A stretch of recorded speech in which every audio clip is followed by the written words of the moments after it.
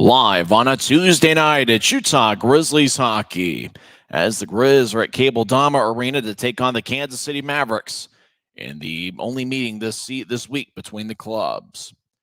Hi, everybody. I'm Tyson Whiting. It's a rare Tuesday game for the Grizzlies. Well, how rare? It's the only Tuesday game for the Grizzlies all season. It's the third of 9 meetings this season between the Grizzlies and Mavericks. Utah split a 2-game series at Kansas City on January 19th and 20th. On January 19th, Kansas City got a 9-2 victory, and then the Grizzlies responded as they trailed 3-2 in the second through 2 periods on January 20th. And then Brandon Cutler scored a third period goal, and then Cutler won the game 20 seconds into overtime. That overtime game winner by Brandon Cutler started a 4-game winning streak that the Grizzlies are on as Utah swept Rapid City in a 3-game series last week. Last Wednesday, 6 days ago, it was Trent Miner who stopped 32 of 34, and the Grizzlies got a balanced attack with goals from 4 different forwards as they defeated Rapid City 6-2. On Friday night, the score was tied at 3 heading into the third period, and then the Grizzlies scored 3 unanswered, and they ended up winning 6-3 as Aaron Aragon and Ryan Sandlin each scored 2 goals, and Josh Wesley had 2 assists and a fight. They did change the goal that Josh Wesley had scored late in the second period and changed it to Nathan Burke, who redirected the Wesley shot. So Burke now has 12 goals this season. And for Wesley, he had a Gordie Howe hat trick had he scored that goal, but since they changed the ruling on that goal earlier this week, Wesley is now down to 9 goals this season. In the series finale on Guns N' Hoses night in front of a big crowd of 10,498, it was Grizzlies that came up with a victory. Josh Wesley did get a Gordie Howe hat trick that night. Nathan Burke, Brandon Cutler, and Tyler Penner also scored a goal for Utah. Remember last Saturday, Rapid City led 2-0 after 40 minutes of play, and then the Grizzlies responded with 4 goals in a 9-minute and 27-second stretch to turn a 2-0 deficit into a 4-2 victory. Mick Messner ended up with 2 assists for Utah. Messner also had 2 assists last Wednesday, so he had 4 assists in the 3-game series against Rapid City. Utah has now won 6 in a row against Rapid City, and they will meet 6 times in the month of March. For the Grizzlies, they've been one of the hottest teams in the league as they are 10-5 in their last 15 games, and they've won 4 in a row, and they're looking to make it 5 in a row as they take on the first-place Kansas City Mavericks. I remember when the Grizzlies won in overtime on January 20th. That ended a 10-game Kansas City winning streak. The Mavericks are 12-1-1 over their last 14 games. So they have a standing point in 13 of their last 14. We're not sure who's going to be a net for Kansas City, as they never did show us warm-ups on the video board that we're going to watch the game on Flow Sports. I do know that Dante Januzzi is going to get the start in net for the Grizzlies. He stopped 20 of 22 this past Saturday. Couple roster moves. Forward Ryan Sandlin was recalled to the AHL's Colorado Eagles. Sandlin had a point in all 3 games for the Grizzlies last week, and he had 22 shots on goal during those 3 games. And also earlier this week, this past Sunday, forward Jordan Stallard was suspended by the team and removed from the roster, as it looks like he is signed with a club in Europe. So it should be a lot of fun. It's the Grizzlies and the Mavericks meeting for a very, very rare Tuesday game. I'll see what happens here tonight as the Grizzlies take on the Mavericks and what really should be an exciting affair. When we come back, we'll give you the lineups for both teams as we're in business on a Tuesday night, and you're listening to the Grizzlies Hockey Network, presented by Rio Tinto Kennecott. This isn't just copper. It's our job. It's food on our family's tables. Without it, we couldn't stay in touch.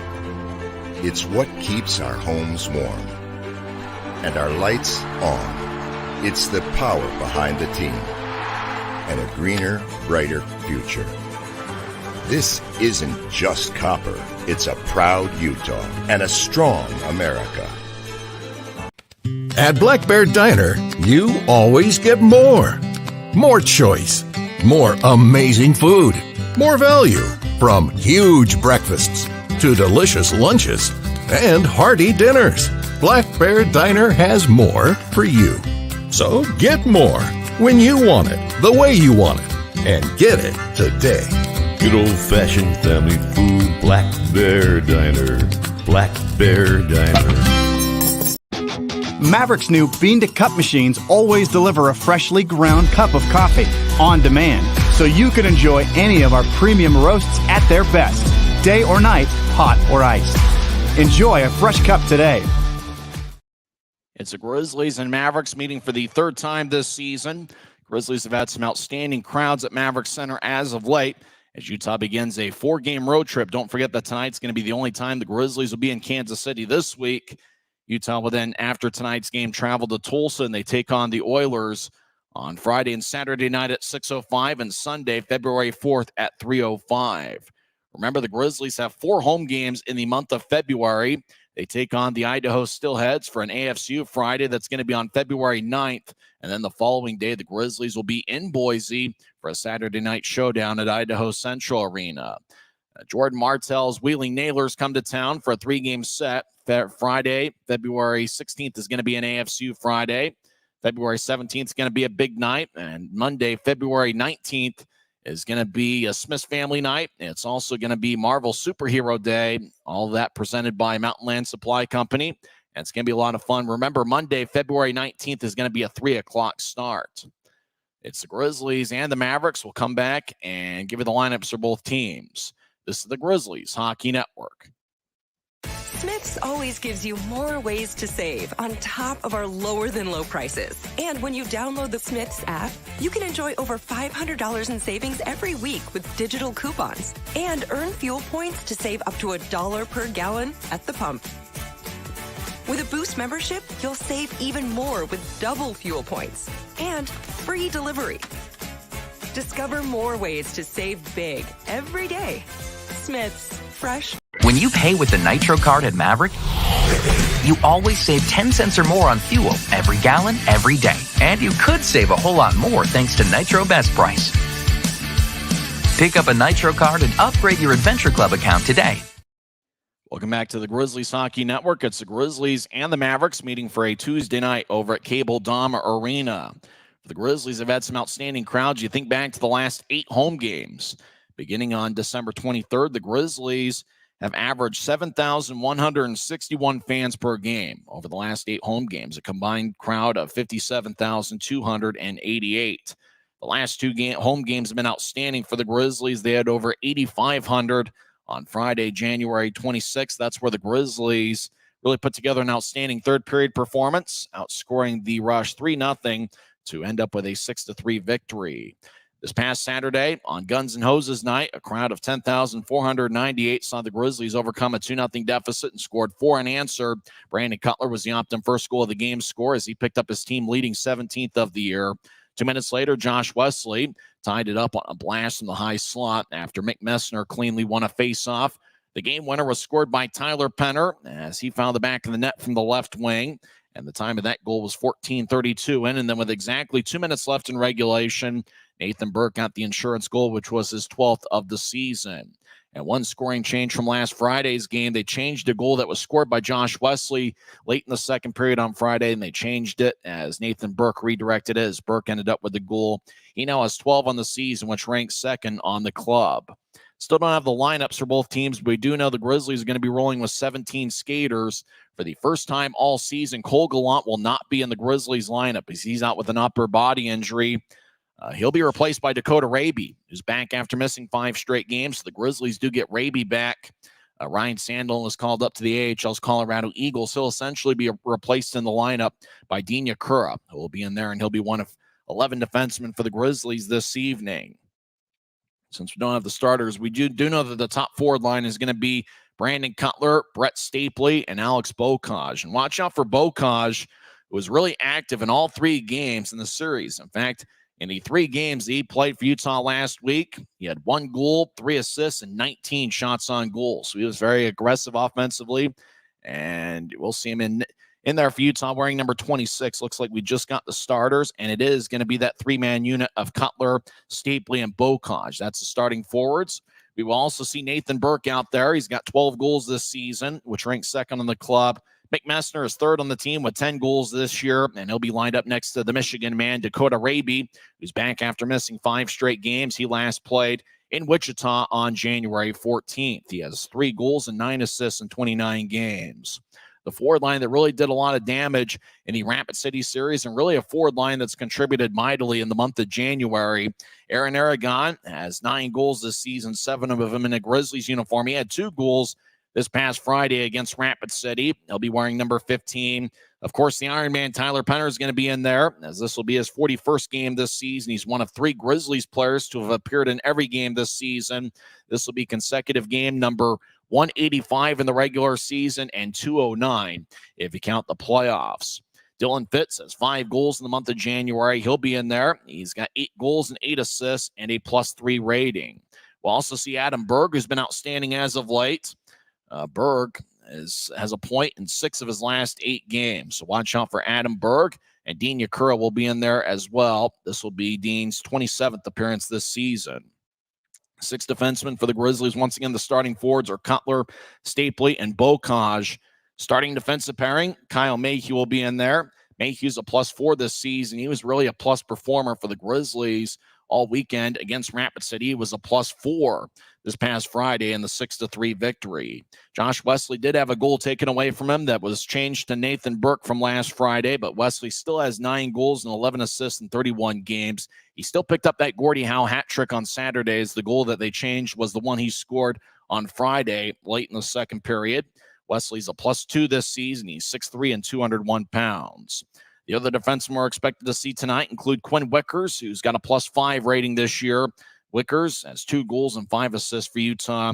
Keone Teixeira will be in there for the 26th time this season. Teixeira has 1 goal and 8 assists. And we will also see Jacob Semick, the Arizona State product. He'll be lined up next to Jordan Stone most of the night. So it looks like they got the lineups for the game against Allen listed up there. And so we're not sure exactly the validity of the Kansas City lineup that we're seeing on Flow Sports. One change to the Kansas City lineup in terms of a defenseman that we didn't see. Ryan Jones was up in the AHL with the Coachella Valley Firebirds. Jones will be playing against the Grizzlies for the first time this year, and he's a defenseman to watch because he's a +16 on the season, 4 goals and 16 assists. Jones, defenseman for Kansas City, is 6'2" and 214 pounds. We do have the Kansas City starters. It looks like they're being announced to the crowd over at Cable Dahmer Arena. That is Nate Konepke. He's one of 2 starting defensemen. He's out there. And we mentioned Ryan Jones. That's him on Flow Sports. He's got an A on his sweater. Jones has 4 goals and 16 assists in 37 games. So it's going to be Ryan Jones and Nate Konepke to start on the defensive line. Starting goaltender is going to be Kel Morris. It's the first time that Morris has faced the Grizzlies. The other 2 times in Kansas City earlier this month, it was Dylan Kelly in net. Morris has a record of 8-5-1 with a 2.54 goals against average and a .907 save percentage. Morris is 6'1" and 190 pounds. He'll be backed up by Dylan Kelly. Starting forwards, Patrick Curry, Nolan Walker, and Cade Borchardt. That's a dangerous forward line. Curry has 46 points in 39 games, 18 goals and 28 assists. Nolan Walker has 19 goals and 22 assists. The 19 goals lead the Mavericks. And Cade Borchardt has 39 points in 38 games, 10 goals, and a team-leading 29 assists. We'll come back and have face-off over at Cable Dahmer Arena. Looks like there's plenty of good seating available over in Independence, Missouri. It's the first of a 4-game road trip, and it's coming up next on the Grizzlies Hockey Network, presented by Rio Tinto Kennecott. At Black Bear Diner, you always get more. More choice. More amazing food. More value. So get more. And get it today. Black Bear Diner. Smith's always gives you more ways to save on top of our lower than low prices. And when you download the Smith's app, you can enjoy over $500 in savings every week with digital coupons and earn fuel points to save up to $1 per gallon at the pump. With a Boost membership, you'll save even more with double fuel points and free delivery. Discover more ways to save big every day. Smith's, fresh for everyone. It's a great night for hockey as 2 big standings points are on the line tonight as Kansas City in their last 14 games has a record of 12-1-1. As for the Utah Grizzlies, they've won 4 in a row and they are 10-5 in their last 15 games. The Grizzlies are one of the best teams in the league as of right now, as Utah is looking to find a way to get 2 standings points. The Grizzlies are right now tied with Rapid City for 5th place in the Mountain Division. As for Kansas City, they are in first place by 6 standings points. They've got 60 points on the season. Second place, Idaho has 54. Starting goaltending matchup for the Grizzlies is going to be Dante Januzzi, making his 21st appearance. He's got a record of 8-12 with 1 shutout, a 3.18 goals against average, and 901 save percentage. Starting for Kansas City is Kel Morris, number 33. Morris is 6'1" and 190 pounds. He has a record of 8-5-1 with a 907 save percentage. Tando Had coaches Kansas City. It's his 4th year behind the bench for the Mavericks. Utah is led by 3rd-year head coach Ryan Kanaswich. The assistant is Christian Horn. Kansas City in an orange jersey with white numbers. Orange, it looks like orange outline on the numbers. Black around the shoulder area. For the Grizzlies, believe it or not, I haven't seen what their jerseys look like as of yet. As Kansas City on the bench, they show Tando Had. Grizzlies are either wearing the white jerseys or they're wearing the gray, the alternates. And it looks like tonight they show the center ice. It's the 15th anniversary. The Grizzlies are wearing the cream alternates with the capital green G in front. Green lettering with black trim. Grizzlies win the draw. They skate from right to left and we're underway. As the Grizzlies enter the zone, as it taps off the stick of Brett Stapley, as the Mavericks skate around their net as we're underway, 12 seconds in. As the Mavericks skate from left to right, as we see it on Flow Sports, they move it ahead. Puck lifts to center ice, and it bounces towards Bocage, wearing number 26. Bocage to the Utah blue line. He gets around a defender, so he'll have a tap off the Mavericks. It goes back to Utah at their blue line as they chip it off the near wing boards. Bocage will brush it ahead, but it goes back to the Mavericks. Ryan Jones, first time he's played the Grizzlies, moves it out to Borchard, who feeds it across. Patrick Curry gains the line, skates towards the left side, try to center to bounce off a Grizzly stick. Far circle, Kansas City gathers it as Nolan Walker throws it behind the net. As the Mavericks get it back towards Walker, he loses it far side. Grizzlies will carry it out of the zone. Utah with the left wing pass, they enter the zone. Brett Stapley, centering pass out in front, it glanced off a stick and goes just wide as he was trying to find Bocage cutting in. As the Mavericks will spread the ice, they skate from left to right. We're about a minute in as Kansas City gets to center ice, and they'll tap it in. As Januzzi behind his net throws to the far side. Teixeira out there as left point. Lefty shot is blocked away towards the far circle. Wickers has it nearby as the Grizzlies get to Nathan Burke, who tosses to his left. Utah crosses center ice. Raby tried to throw it in, but it got picked off by Kansas City. Raby back after missing 5 straight games. Grizzlies back in their own end. Will tap it off the near boards. Goes to Raby at the Utah blue line. He backhands it across to Teixeira. Teixeira, 6-year pro. Across to Wickers. It gets to center ice. Nil lifted in as the puck skips towards the end boards. Kel Morris throws it to the far side. We're a minute 40 in. Still no score as Kansas City gets it around their net as they chase after it in the near corner. Mavericks still in their own end will feed it across as Jacob Hayhurst delivered a pass. Now the Mavericks cross center ice and they throw it in. Big time hit as a helmet goes flying. That was Kansas City's. As play starting to get physical 2 minutes in. Aragon throws it in. He's out there with Fitz and Penner as the Mavericks will move it ahead. Kansas City will get to neutral ice. They'll tap it off the near boards, and Cole Koski will throw it back to neutral ice near the Grizzlies bench. Now it goes to number 21, Bobby Hampton, who's been acting as a defenseman lately. He'll toss it. It glances off a Grizzly stick and goes back into the Mavericks zone. As Penner comes off the ice, he's the one that redirected it. As the Mavericks skate in, they're onside. They skate down the middle. Righty shot, saved by Januzzi. As the Grizzlies will lift it out the center. It's gloved and dropped by a defenseman. As they get to Bobby Hampton, who moves a blue line to blue line pass in. As Kansas City will chase after as they make a line change. As Grizzlies, about 3 minutes in, will throw it ahead. Adam Bergen, his first shift of the game. He's been outstanding for the Grizzlies lately. He steps over the line and gets it taken away as Kansas City throws it in front of their net and they spread the ice. Left wing pass to neutral ice. Mavericks cross center. The center ice line looks more orange than red. So Mavericks get it across to number 4, Ryan Jones, who will toss it around the wall as Nathan Burke delivers a hit. Grizzlies get hit as they feed it across. Utah carries it across center ice. Now they step over the line. Wickers throws it to the high slot as Utah's pass gets challenged. Mavericks take it away. Kansas City will toss it towards number 22, Casey Carew. He loses it at neutral ice. Grizzlies and Mavericks territory will toss it ahead. Right side, Kansas City cuts off Utah's pursuit as Mavericks still on their own end as they'll skate behind Kel Morris. Now they'll feed it to the far side. Kansas City moves it out to center, and now the puck exits the screen. It goes deep into the Grizzlies zone. Utah chases after it deep in their own end as they avoid a check in the near corner as they toss it to center ice. As Bocage steps over the line, slot, righty shot goes wide. He went stick side on Morris and just missed the net. Cutler banks it across to Bocage, who's in the right point. He slides it across to Mayhew. He's on the left side. Mayhew towards the goal line to Cutler. One-timer saved by Morris. Puck goes back to Kansas City. Grizzlies back defensively as Nolan Walker crosses center ice. He loses the puck as he was entering the zone. As we're 4 minutes in, we get a whistle, and it looks like we might have either a high sticking penalty or the puck played with a high stick.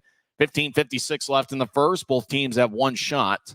Everybody make your pick for the Optum first goal of the game as to who's going to score first for Utah. I'm going to go with Alex Bocage, getting Utah their first goal. So it looks like draw's going to be the Grizzlies. And it looks like there was a high sticking penalty on the Grizzlies. So Kansas City's power play goes to work there, 12th in the league at 21.5%. Grizzlies penalty kill is 72.7%. Taking the draw for Utah is Mick Messner. He'll take it against Jake Jaremko for Kansas City. Grizzlies win the draw as they'll bank it off the near glass, and it goes into the Mavericks zone. Kansas City skating from left to right. We'll get it. Patrick Curry skates around Kel Morris's net as Curry now skates down the middle. He's got to watch out for now. Dropping off as the Mavericks cross center ice. Borchard moves it ahead. Mavericks enter the zone. They get it to Cole Koski on the right side. He gets to the circle now top to Curry. Curry feeds it to the left side. One-timer saved by Januzzi. Rebound goes to Koski near corner. He's being challenged by Messner. Koski on the right side gets up top to Curry. He fakes a shot, gets to the left circle. Now back across off the boards to Curry near side. As Koski over to Curry. And he gets to the left side. One-timer and a score. As Kansas City gets on the board with a power play goal. As the goal was scored by number 12, Jeremy McKenna. McKenna gets his 5th of the year. This is 9th game with the Mavericks. As he spent a lot of time in the AHL earlier this season, Koski and Curry will get the assist as McKenna just fired a rocket from the far circle. As it went glove side past Januzzi, it's a power play goal. We're not really even sure. They never did show who was in the penalty box or anything like that, but it is a power play goal for Kansas City. They went 4 for 8 on the power play on January 19th. The Grizzlies' penalty kill was 6 for 6 on January 20th. Brandon Cutler got a slashing minor 404 in, and so that's why Kansas City got in the power play. Then they now lead 1-0 on McKenna's goal, assisted by Curry and Cole Koski. Mavericks throw it back into the Grizzlies zone. 5 minutes in, they lead 1-0. Mavericks throw it across. Puck lifts off a stick, and it flies into the Mavericks zone. Kansas City runs it down. As Carlson, the big 6'9 defenseman, will move it ahead. That's right, Joshua Carlson is 6'9 and 225. Mavericks skate around their net. Carlson couldn't reach it, and if he can't reach it, nobody can. As Carlson pushes Utah towards the point, action in the Kansas City zone. Now the puck squirts out to neutral ice. Grizzlies get it back as Mayhew. Neutral ice will move it towards Burke, who fires it in as it ricochets off the backboard. Morris will slice it towards the far side as the Grizzlies get challenged by Kansas City in the far corner. Now Utah gets up top. Wesley, right point, righty shot goes wide. Wesley looking for his 10th goal of the season as Kansas City lifts it out the center. As Raby gets spun around, Burke will brush it back towards his line as Utah loses it as Mayhew got hit by McKenna. Now the Grizzlies tapping off the far side. Puck bounces at center ice. Kansas City 6 minutes in gets it as they'll toss it back into their own zone for Marc-Olivier Duquette. He wears number 24. He slides it ahead as Koski will cross center ice and toss it to his left. Mavericks enter the zone with speed. They get around the defenseman, skate in on Januzzi. Shot saved by Dante. Grizzlies come back the other way. Utah crosses center ice, and they'll fire away towards Morris. Morris makes a blocker save on Fitz's shot at neutral ice. Kansas City will toss it ahead to neutral ice, chasing after its Wickers. Make that Semick. He gets at the Utah blue line. Diagonal pass to his right. Grizzlies throw it in. There's a stick laying in the far corner of the Mavericks zone as Kansas City with speed. Bobby Hampton will shovel it ahead to center ice as the Mavericks will backhand it in. Januzzi out of his net will play it, wearing number 73 on the back of his jersey. Grizzlies ahead to Aragon, near side. He crosses center ice, and he throws it in just as he was entering the zone. As the puck goes back off the near wing boards, Mavericks will backhand it to center ice. As the pass connects, Kansas City will skate in as David Cotton gets hit. Number 22, now right wing shot and a score. As Casey Carew fired towards the net. Looks like Justin Nockbar might have redirected it. And it's now 2-0 Mavericks about 7 minutes in. As Casey Carew is on the right side, fired towards the net, and it ended up with Justin Nockbar. As the Mavericks enter the zone, Cotton got it towards Carew. Carew fired towards the net. I got redirected on a great shot by Nockbar as he just reached his stick out in front of the crease and tossed it over Januzzi's head. So it's 2-0 Mavericks. As a goal scored by Jeremy McKenna and now Justin Nachbar. Nachbar gets his 7th goal of the season. He had 2 goals on January 19th against the Grizzlies. So it's Mavericks 2 and the Grizzlies nothing. 7 minutes in, Kansas City wins the draw, and Cade Borchert throws it in. Borchert, one of the best rookies in the league. As the Grizzlies will move it ahead, Utah's got some work to do as they skeet down the middle, 3-on-2. Utah gets it towards the near side. Bocage will lose his balance. He was nearby Ryan Jones. A 2-on-2 battle in the near corner as 2 other Mavericks look on. Puck stays in the corner, 12:38 and counting left in the first. Kansas City comes out of the pile with the puck. The Mavericks to the near side will cross center and they'll brush it in. Januzzi stays in his net as Teixeira chases after it behind Utah's net as the puck goes back towards the near side. As the Grizzlies will toss it ahead right wing. Now they'll cross center ice as Utah will carry it into the zone. As the Grizz skate towards their left, they'll take a righty shot. Saved by Morris. That shot, I believe, was taken by Brett Stapley. It was. Mayhew fires towards the net. It goes wide along the near side as Wesley feeds it out in front. Morris kicks it away, and the momentum off of Morris's pads has the puck going all the way into the Grizzlies zone. Wesley crosses center ice. Now he steps over the line. Left side. Wesley takes a righty shot. And it looks like Morris made a save. Actually went over him, and it stays in play as the shot went wide. As Mavericks have the puck deep in their own end, skating from left to right. As Mavericks lead 2-0. Now they fly into the offensive zone as Hayhurst drops it off. Now he's trying to get it back to Hayhurst on the far side. He gets pushed as Raby delivers a push. Berg in the area as well. 2-on-2 on the far side as the puck goes towards the point. Grizzlies trying to move it out towards Messner. Instead slide it across as Utah crosses center ice, and they'll steer it in as Wesley comes off the ice for a change. We're about 9 minutes in as Utah gets pushed down in the near side as Raby gets back to his feet. As the Mavericks dish it across. Kansas City leads 2-0. They move it out to center ice right wing. Hayhurst couldn't get it. As Utah still in their own end. As Teixeira moves it to center ice, Grizzlies tap it in. As both teams make a line change. Kansas City behind their net throws it to the near side. Ryan Devine slides it ahead. As Koski will move it to his left. Mavericks enter the zone. As Dremko, their captain, throws it out towards the far corner. Now it goes back to the near side. Utah delivers a hit as the Grizzlies come out with a puck. Utah moves it ahead down 2-0 out towards their bench. They couldn't reach it. Kansas City will slide it back in. Januzzi behind his net will stop it as puck ends up towards the far side. Utah will bounce it to center ice. Grizzlies cross center. They move it towards their left, and it tapped off of Stapley's stick. It goes deep into the Maverick zone as Kansas City gathers it. As Mavericks skate down the middle. Very few whistles here early on. Jones with the left wing pass. The Mavericks enter the zone. Kansas City skates towards the far corner. Lefty shot. Saved by Januzzi. And Dante holds on with 10:23 left in the first. Mavericks lead 2-0 as they got goals from Jeremy McKenna and Justin Nachbar. We're back in 1 minute. Kansas City 2, Utah 0 on the Grizzlies Hockey Network.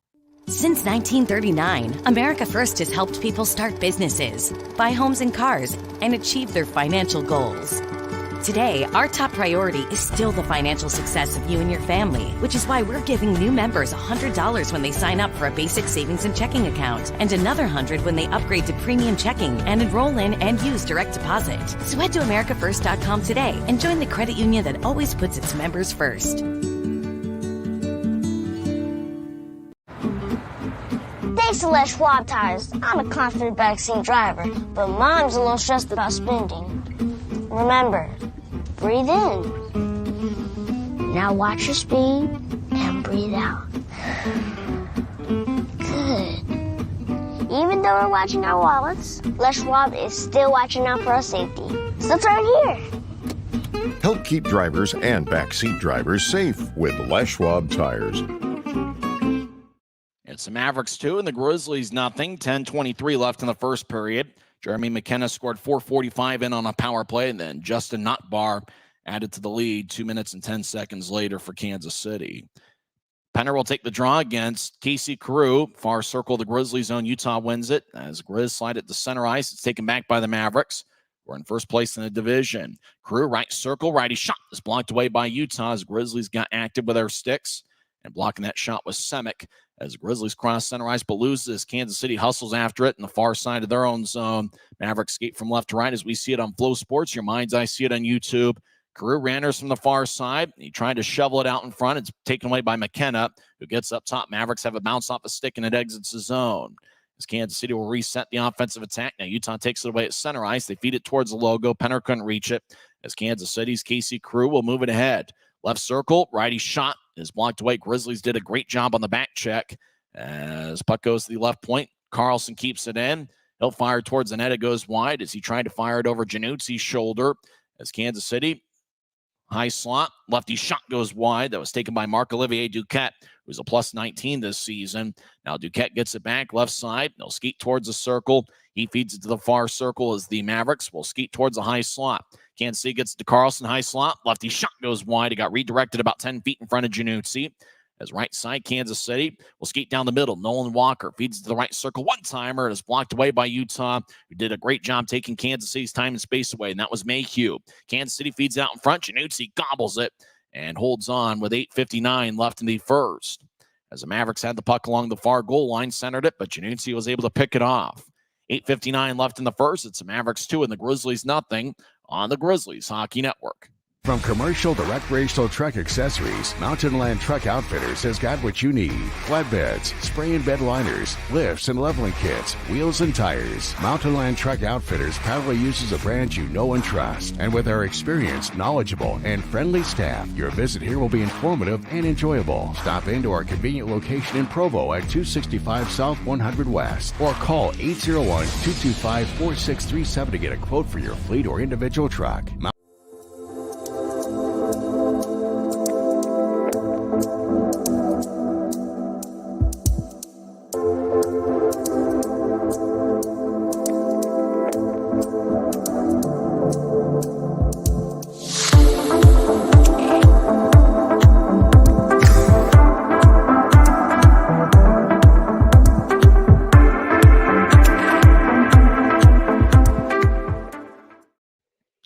Kansas City 2, Utah nothing.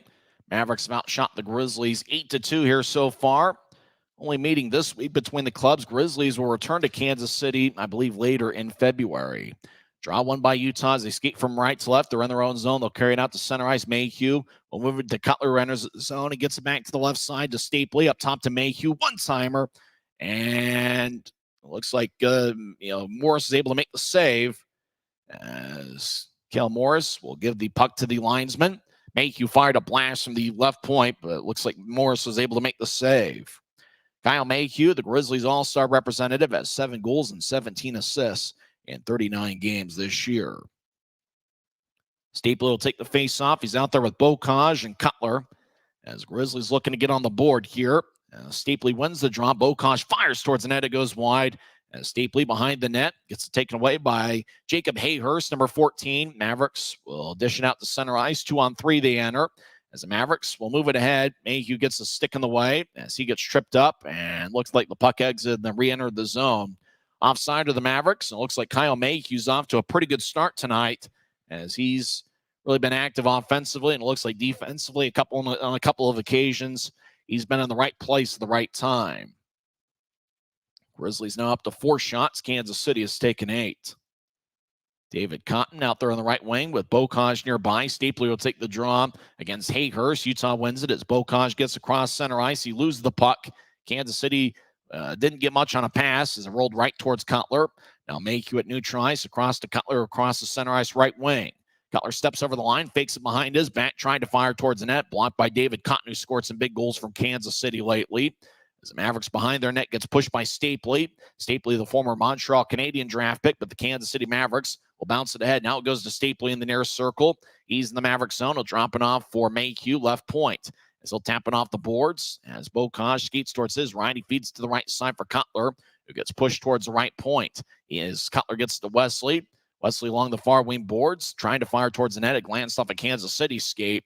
Far side, Mavericks get the puck. As they're still on their own end, they get it to Jacob Hayhurst, far side. Hayhurst had a good year with 17 goals and 17 assists.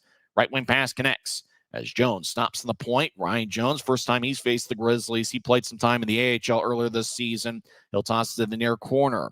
Now Grizzlies cross center ice. Mayhew enters the zone, left side. Shot is blocked away by Kansas City's Bobby Hampton. It looks like he's playing a defensive role once again, as he did a week and a half ago in that 2-game set. As the Mavericks cross center ice, Koski will move it to his left as the Mavericks skate towards the left circle, but the Eagle Eye linesman calls the Mavericks for offside with 7:13 left in the first. Referee tonight is Logan Gruhl. The linesmen are Jake Pott and Zach Carson. Kansas City's been a good team at home where they're 13-6-2, but it's really been their road record, which is why they're in first place. They are 16-2 on the road this season.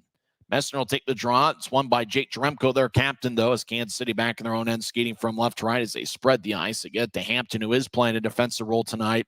Over to Koski, who moves to his left. Mavericks cross center. They backhand it him, but it's gloved by Quinn Wickers. Dropped and got towards Teixeira, who's still in his own end. Teixeira feeds a far wing pass that's poked away by Kansas City.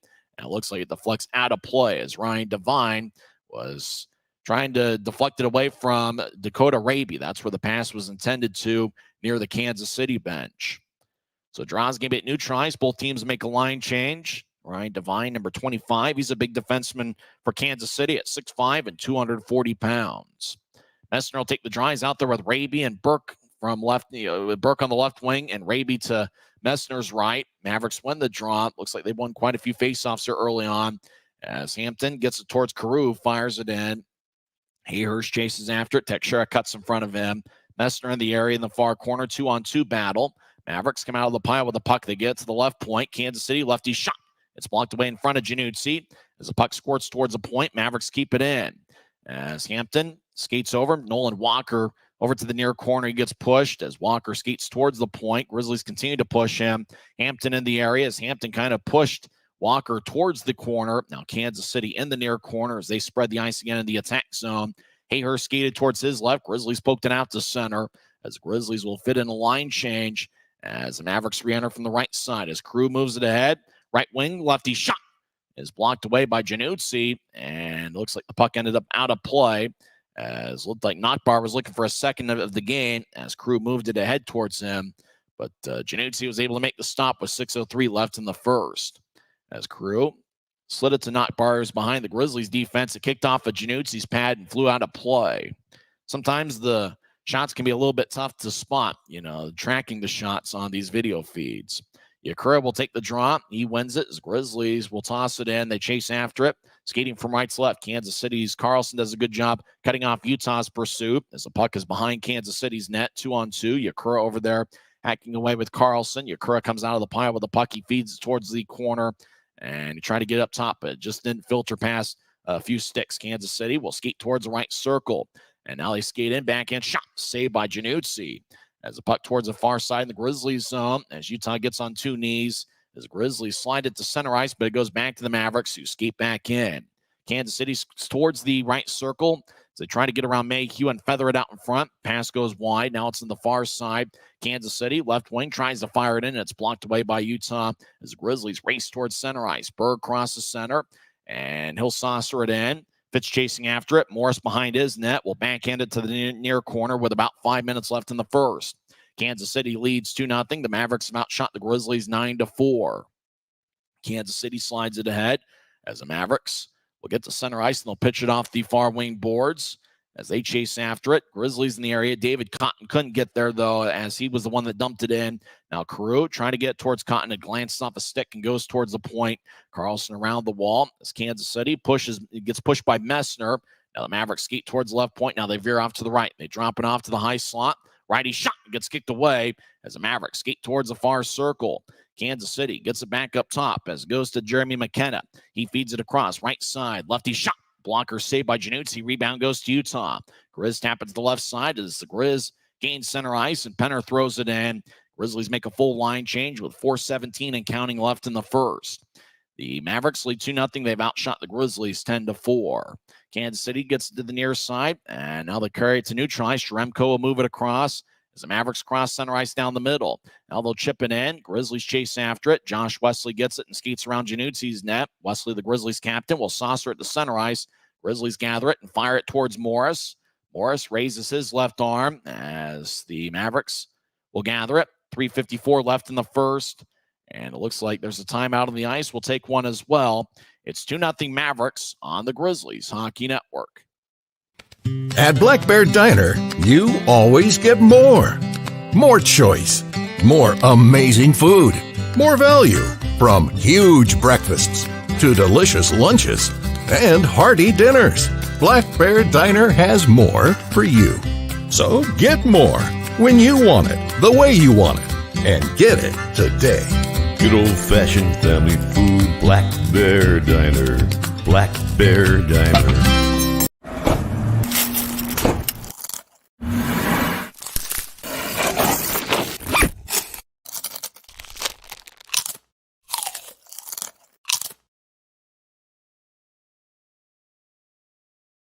It's Kansas City 2, Utah nothing. Scratches for the Grizzlies include defensemen Cade Jensen and Michael Underwood.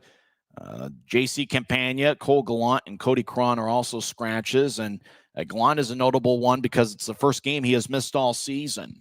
Grizzlies are now down to 3 players who have appeared in every game this season. That includes Brandon Cutler, Mick Messner, and Tyler Penner. And obviously for Penner, the Grizzlies Iron Man, he hasn't missed a game since he started the 2021-22 regular season. Grizzlies have Brett Stapley taking the face-off. He's out there with Alex Bocage, who had 19 shots in the 3-game sweep against Rapid City last week, scoring 1 goal and 3 assists. And Brandon Cutler, who has a goal in back-to-back games. Cutler has a point in 4 straight. Has a draw won by the Grizzlies. It goes to the right point. Wesley will fire towards the net. It goes wide as Grizzlies over on the near side lose it. As Kansas City's Cole Koski will move it ahead. As the Mavericks enter the zone, Grizzlies back defensively, left point. Kansas City will filter it around the boards towards the far corner. As Koski's in the area with a couple of Grizzlies, Utah takes it away, and they move it to Stapley.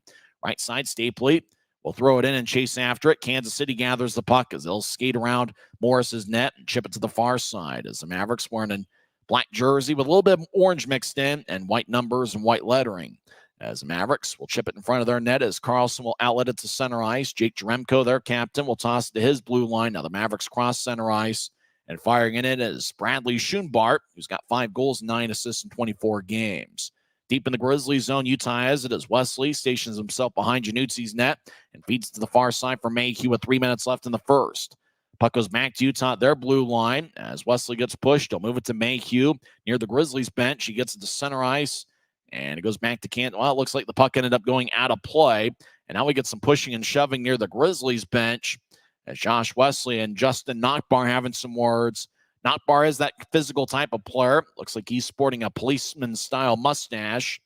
As Nockbar and Wesley get separated by the linesman. 2:51 is left in the first. It's 2-0 Mavericks. Straw's going to be at center ice after the puck exited the play. Good to see Dakota Raby back after missing 5 straight games. He got hurt on January 14th. Against Wichita, and I was a little bit concerned he'd be out for longer, but he's back in the Grizzlies lineup. Utah wins the draw, or Kansas City wins the draw. They throw it towards the middle. Utah takes it away. Messner steps over the line. He chips to Burke in the slot. Backhand shot, and he scores! Nathan Burke gets his 13th of the year, and the Grizzlies get on the board. It's now a 2-1 game. Boy, Messner had 4 assists against Rapid City. Looks like he's going to get the main assist. He chipped it to Burke. Burke glided towards his right, then fired a backhand shot. Didn't have a ton of steam on it, but it just had the perfect accuracy as Raby was trying to redirect it, but it didn't look like Raby got a piece of it. So Burke gets his 13th of the year as he gets a hug from Mick Messner in the near corner. Boy, Burke, who was an outstanding goal scorer in college, has had a pretty solid first season as a pro. First full season, that is. He got his feet wet in pro hockey at the end of last season. So it's now 2-1 Mavericks. With Burke getting the goal, we know Messner got one of the assists. He might have gotten the only assist on that goal. As the Mavericks have it in their own end, as Carlson feeds to his right, as Borchard has a bob off his stick. As the puck trickles towards the near corner, Grizzlies will lift it out to center ice. Kansas City chasing after it. As Cutler's got good speed, but Kansas City gets there first. They'll backhand it ahead. Taking it is Nolan Walker. He gets to neutralize, veers off to the right. So he'll shovel it towards Curry, who chases after it and gets it in the Grizzlies zone. Right point as he stops. Puck goes back to the high slot as Mavericks chip a lefty shot and is blocked away by Teixeira. Less than 2 minutes left in the first. As Grizzlies looking for some momentum after Burke got the Grizzlies on the board here about a minute ago. Utah steps over the line. They look to center. It rolls towards Morris, who chips it away. As the Mavericks on the far side will backhand it to center ice. Goes back to Utah. As Grizz, left wing pass diagonally connects to Aragon, who skates towards the near goal line. Lefty shot sticked away by Morris. As the Mavericks will slide it ahead. Right wing pass to McKenna Connexus. He'll step over the line as he veers over to the left point, but the Mavericks are offside as the whistle blows with 1:26 left in the first. So it looks like Messner got the only assist on the Burke goal that was scored 17-20 into the first. And that really should be that case as Kansas City turned it over about at their blue line, and then Messner was the one that got it, and then he was able to filter it over towards Burke, who put it away. As Grizzlies win the draw at New Trice near their bench. Now goes back to Kansas City, throws it to Utah as Grizzlies in their own end, skating from right to left. Grizz cross center. They get it to the right side. Utah steps over the line. They skeet towards the far corner. As Josh Wesley now the puck glide off his stick towards Morris. He covers up far side near the crease. As 1:10 is left in the first, draw is going to be in the Kansas City zone. For the Grizzlies, it's going to be a very busy week on the road as Wesley was to the far side. They show the replay. That shot had some steam on it, but Morris was able to gobble it and not allow any rebounds. Cale Morris making his 16th appearance this season. It's the first time he's faced the Grizzlies, though. Morris previously played with the Norfolk Admirals. He's a native of Larkspur, Colorado. As Bocage will take the draw. Bocage, former third-round pick in 2019 by the Avalanche, but this time it's the Mavericks that win the draw. They'll lift it out to center ice. Bouncing puck, McKenna will tap it to the far corner. Mavericks chase after it. McKenna in the area as Cotton gets held up behind Utah's net. As the puck drifts towards the near corner, puck lifts in the air, and it looks like it stays in play as it bounces off an ankle. As Cutler in the area, Utah comes out of the pile with the puck. They'll move it ahead. Grizzlies get to New Trice. Utah chips to their right. Grizzlies skeet towards the right circle as Wesley gets pushed. As he's now in the corner, he gets to Stapley. 35 seconds left. Stapley trying to slide it out in front to Bocage. It's taken away by the Mavericks, who clear it out to center. Kansas City will throw it back into their own zone. 27 seconds left in the first. As puck's over to the far side, Mavericks will move it to neutral ice.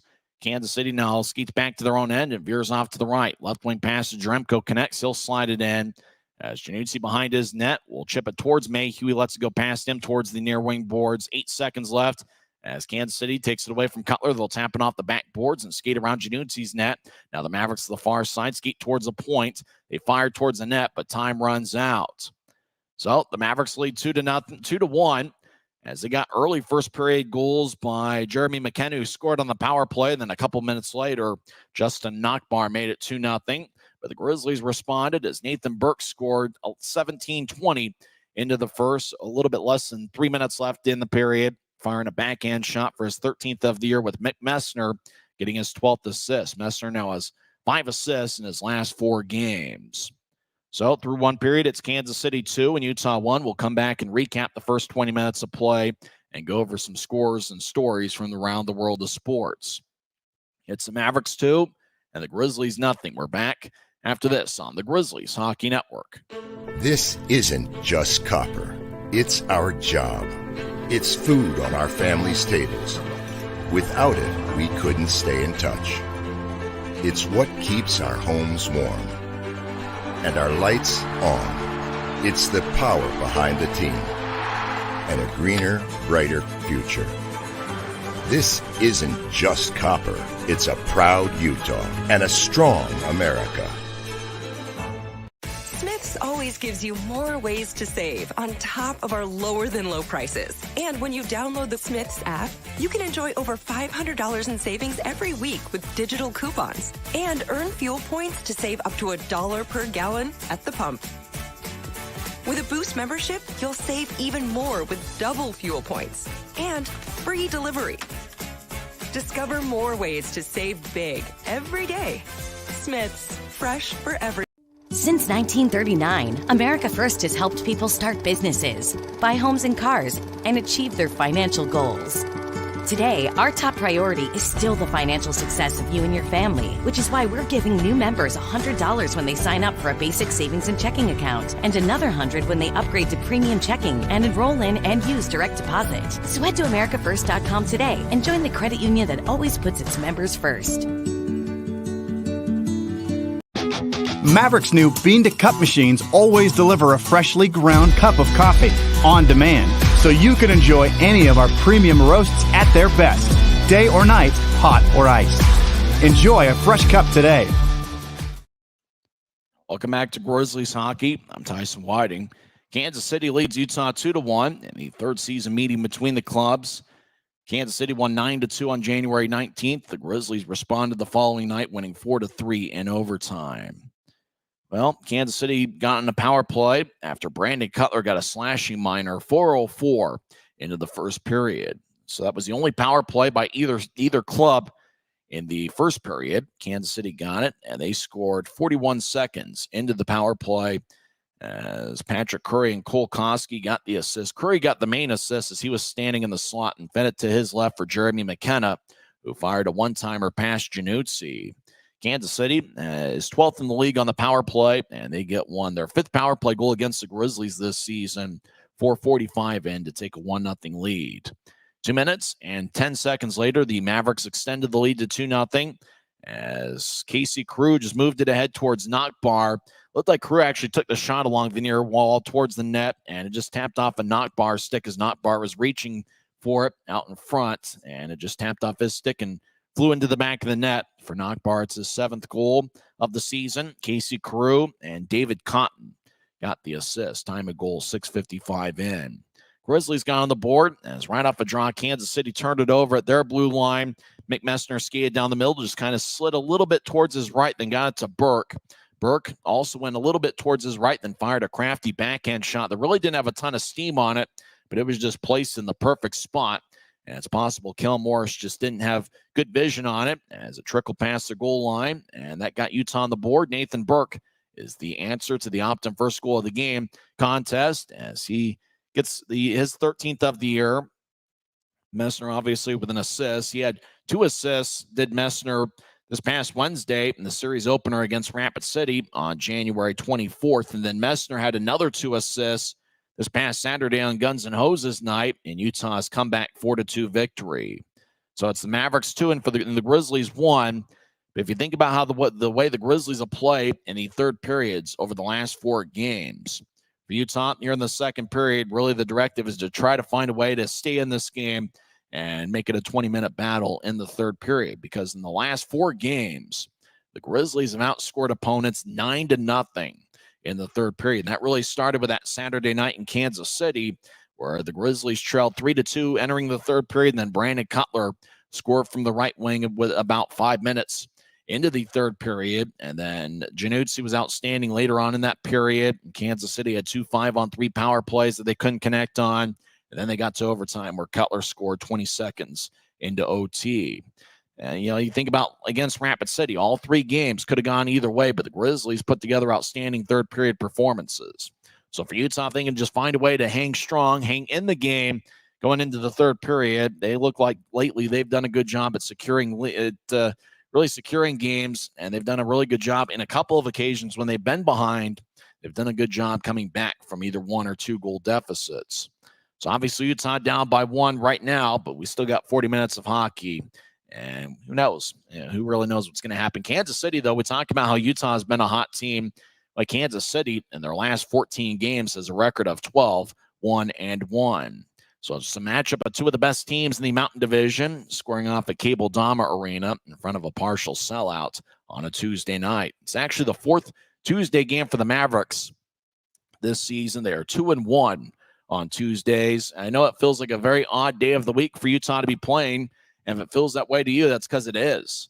For the Grizzlies, this is the only game scheduled to be played on a Tuesday this season. And even in past years, the Grizzlies maybe had 1 game a year on Tuesdays. So it's certainly going to be odd. The Grizzlies will have 2 days off after tonight, and they will head to Tulsa to face the Oilers for 3 games in less than a 48-hour stretch. Don't forget that Friday and Saturday nights are going to start at 6:05 in the Mountain Time Zone.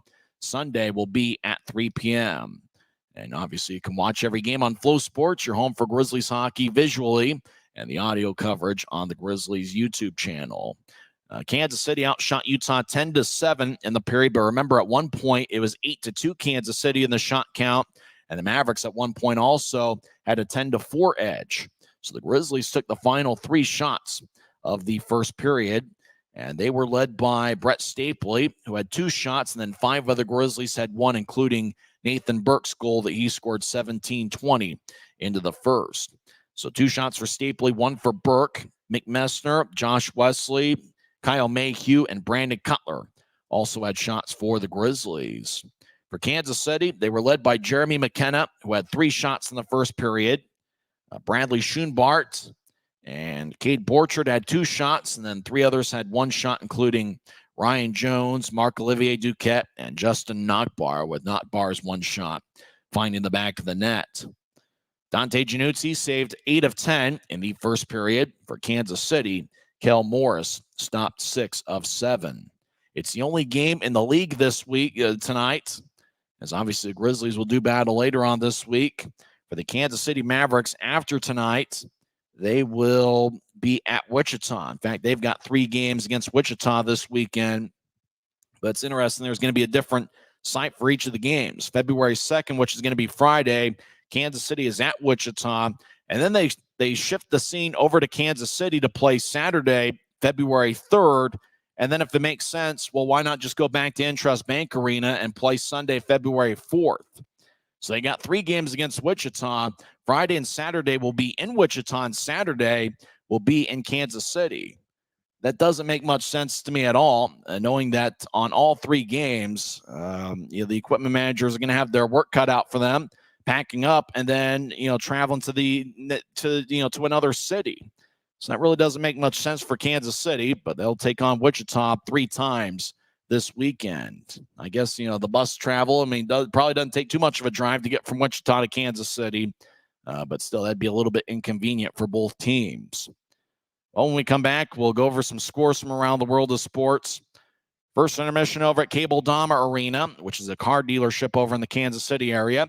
Mavericks lead the Grizzlies 2-1 on the Grizzlies Hockey Network. At Black Bear Diner, you always get more. More choice. More amazing food. More value. So get more. And get it today. Black Bear Diner. Thanks to Les Schwab Tires, I'm a confident backseat driver, but Mom's a little stressed about spending.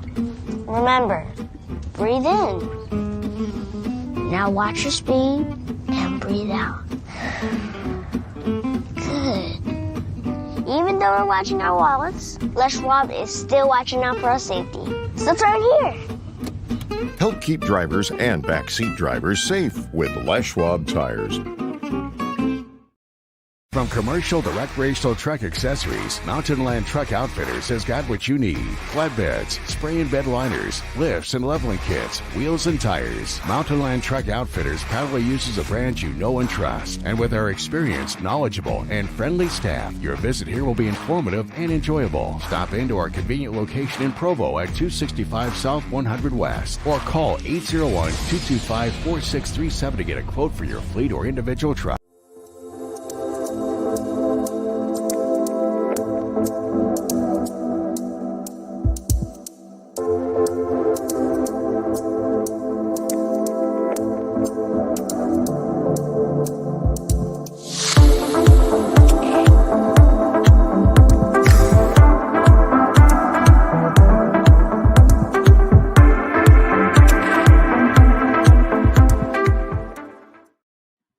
Welcome back to Utah Grizzlies Hockey. I'm Tyson Whiting. I'm hanging out in the Grizz Cave near the Grizzlies team store at Mavericks Center. The building tonight is being occupied by G League basketball as the Salt Lake City Stars are in town.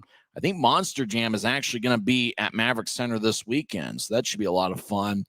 I'd always hate to be a part of that cleaning crew. You think about the kind of mess that you would think that Monster Jam would bring to the table, as it's going to be all-star monster trucks this weekend, but you almost have to say it in the tone of the monster truck voice guy, which I think might still be David Lee if it's not somebody else. David Lee is that guy that you hear at the start of every Westwood One broadcast, Westwood One Sports.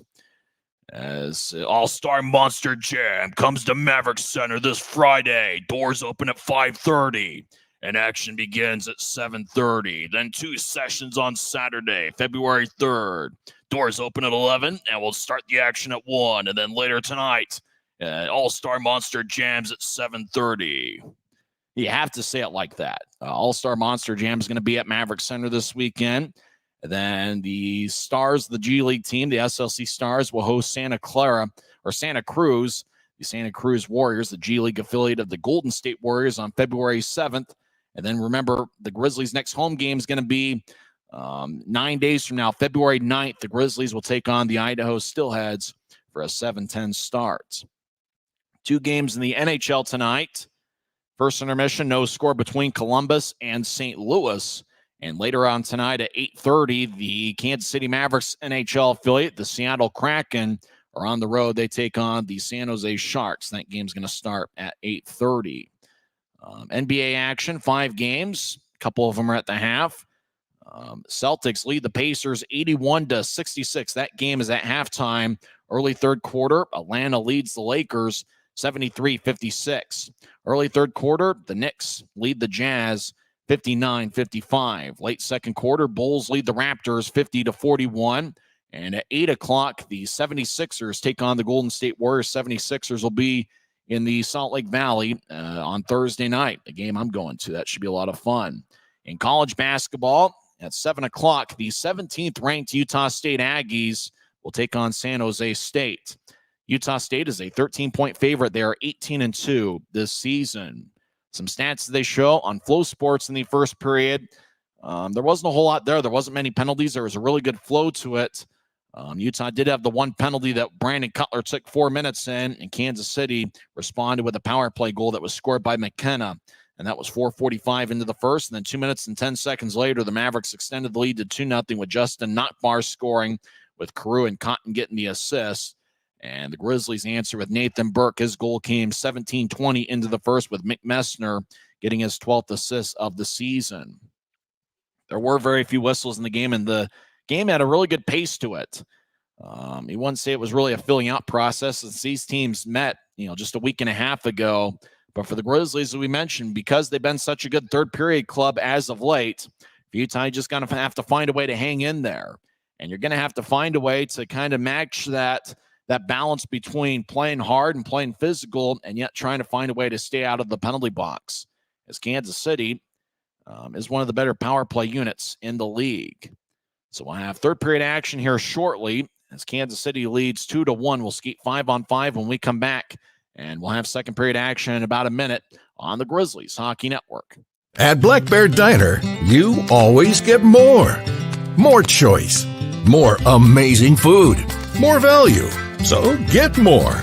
And get it today. Black Bear Diner. This isn't just copper. It's our job. It's food on our family's tables. Without it, we couldn't stay in touch. It's what keeps our homes warm and our lights on. It's the power behind the team and a greener, brighter future. This isn't just copper. It's a proud Utah and a strong America. Welcome back to Grizzlies Hockey. Kansas City leads Utah 2-1. We'll start second period action here shortly. If you joined us late, a couple roster moves since the Grizzlies last played on Saturday. Forward Ryan Sandelin was recalled to the AHL's Colorado Eagles, but how about Sandelin's performance in the 3-game sweep against Rapid City last week? Sandelin had 3 goals and 1 assist and had 22 shots in the 3-game sweep against Rapid City. So he really made a key contribution for the Grizzlies in the sweep, as Utah has won 4 in a row.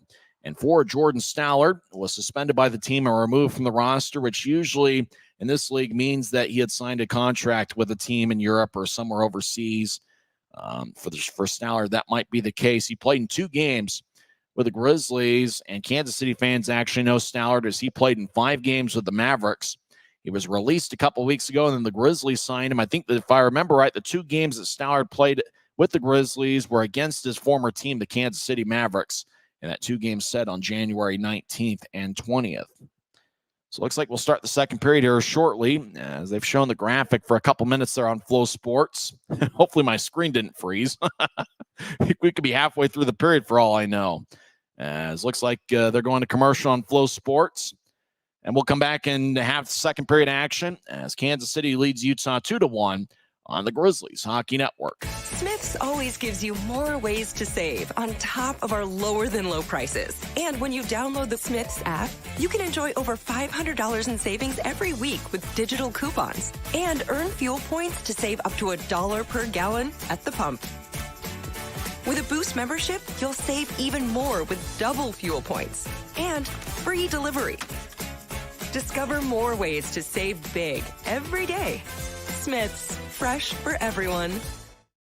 That should be an interesting second period over at Cable Dahmer Arena as Grizzlies and Mavericks meet for the third time this season. All three of the meetings have been in Kansas City. Later on this year, the Grizzlies will be in Kansas City for a 3-game set, and that will be a 3-game series February 23rd, 24th, and 25th. That's going to be later on in the month of February. We haven't reached February yet, but the Grizzlies will take on the Mavericks for a 3-game set there. Then the Mavericks will be at Mavericks Center for the only time this season in the month of April, as it will be April 3rd, 5th, and 6th. That's the only series that Kansas City will be at Mavericks Center for this season, as these teams will meet 9 times, but 6 of the 9 will be in Kansas City. Well, we're going to have second period action here shortly. For the Grizzlies, if you're talking about guys who contributed mightily to the first period, you have to really start with Nathan Burke and Mick Messner. Those guys were blue-collar performers and really put together strong efforts for the Grizzlies last weekend against Rapid City. And if you're really thinking about two of the constants for the Grizzlies all season, you'd have to look at Burke and Messner. I think going into, based on how successful Nathan Burke was as a college performer, starting his college career at the University of Minnesota and then transferring to Bowling Green, seeing as many goals that he scored in college, you knew that he was going to be a pretty solid pro, and he certainly has been that. As draws going to be at center ice, Brett Stapley will take the draws out there with Brandon Cutler and Alex Bocage. The defensive pairing, we believe, is Wesley and Mayhew. Same 5 that started the game for Kansas City. Nolan Walker will take the draws out there with Curry and Cade Borcher. There's a draw won by the Grizzlies. They skate from left to right as we see it on Flow Sports. Diagonal pass from the right connects as Cutler will throw it in towards Bocage. Right side, righty shot. Saved by Morris. Stapley back towards Bocage, but Kansas City picks it off. They'll backhand it towards Wesley, who keeps it in. He'll slide it ahead, but it goes to the Mavericks. 2-on-3, they cross center ice. Mayhew cuts off Kansas City's pursuit as Wesley skates around Janucci's net. As Wesley will bounce it to center ice. Kansas City will move it ahead as the pass went wide of the mark as Utah was looking for a cutter out in the center ice logo. As the Mavericks, about 40 seconds into the second period, will cross center ice right wing. As Carlson will backhand it in, and it looks like it ends up deflecting out of play as we get our first whistle of the second period with 19:18 left in the second.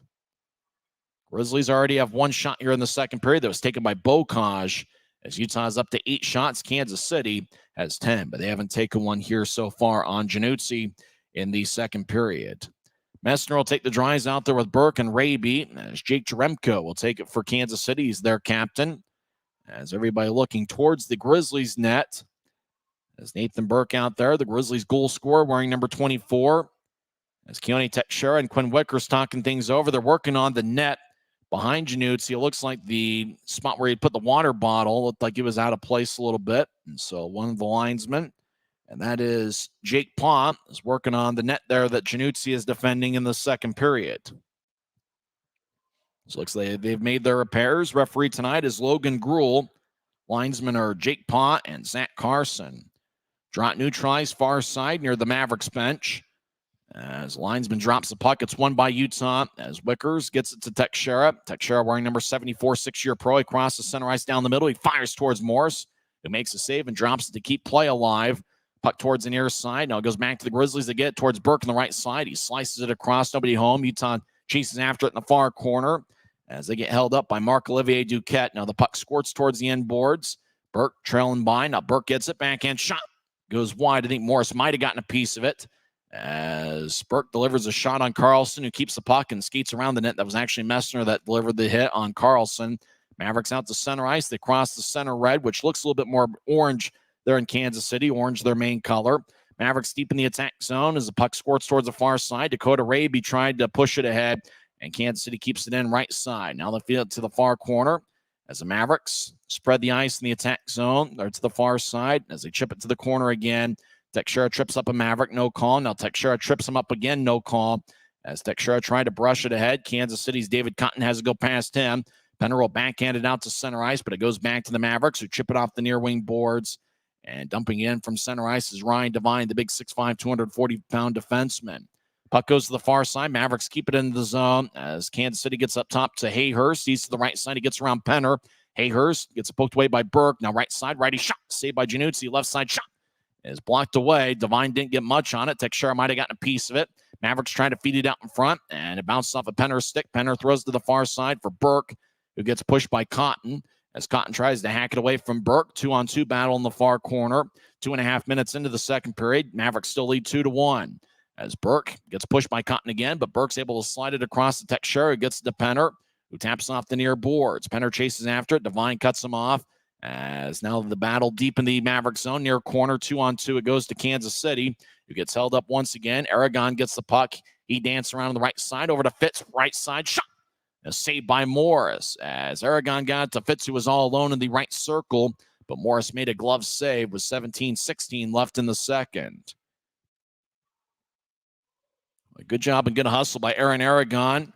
And that forward line really was really all the entire month of January. That forward line of Fitz, Penner, and Aragon have done a great job, as Fitz had a good look. And it was more of a body save that was made by Morris, as he had just absorbed it near the Mavericks logo in front of the jersey. As Dean Yakura will take the face-off against Casey Carew.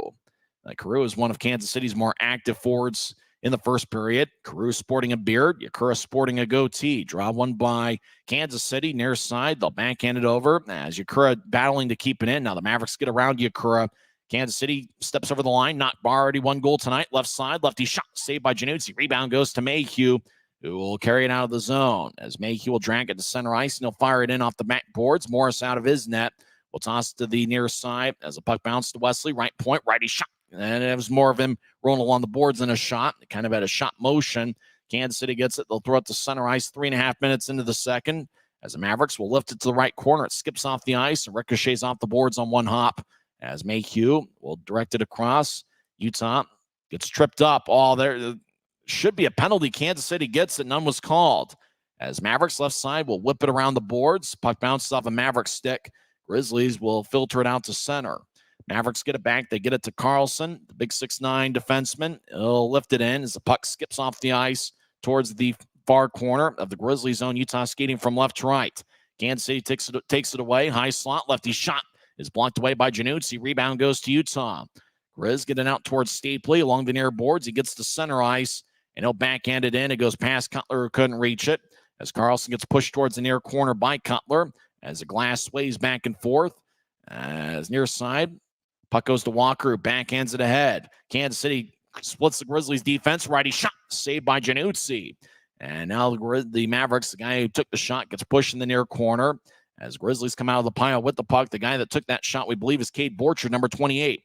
Grizzlies step over the line, right wing, righty shot goes wide as the puck trickles along the far wing boards. Mavericks hustle after it in the far corner, deep in the Grizzlies zone. Now they'll skate around Januzzi's net towards the near side. Now they stop behind the net. They feed it out in front. And looks like Januzzi's able to gobble it up as Cade Borcher was cutting towards the net and looking for his 11th goal of the season. 15:25 left in the second. Still 2-1 Kansas City. As Mavericks got it out in front to Borcher, who missed the net.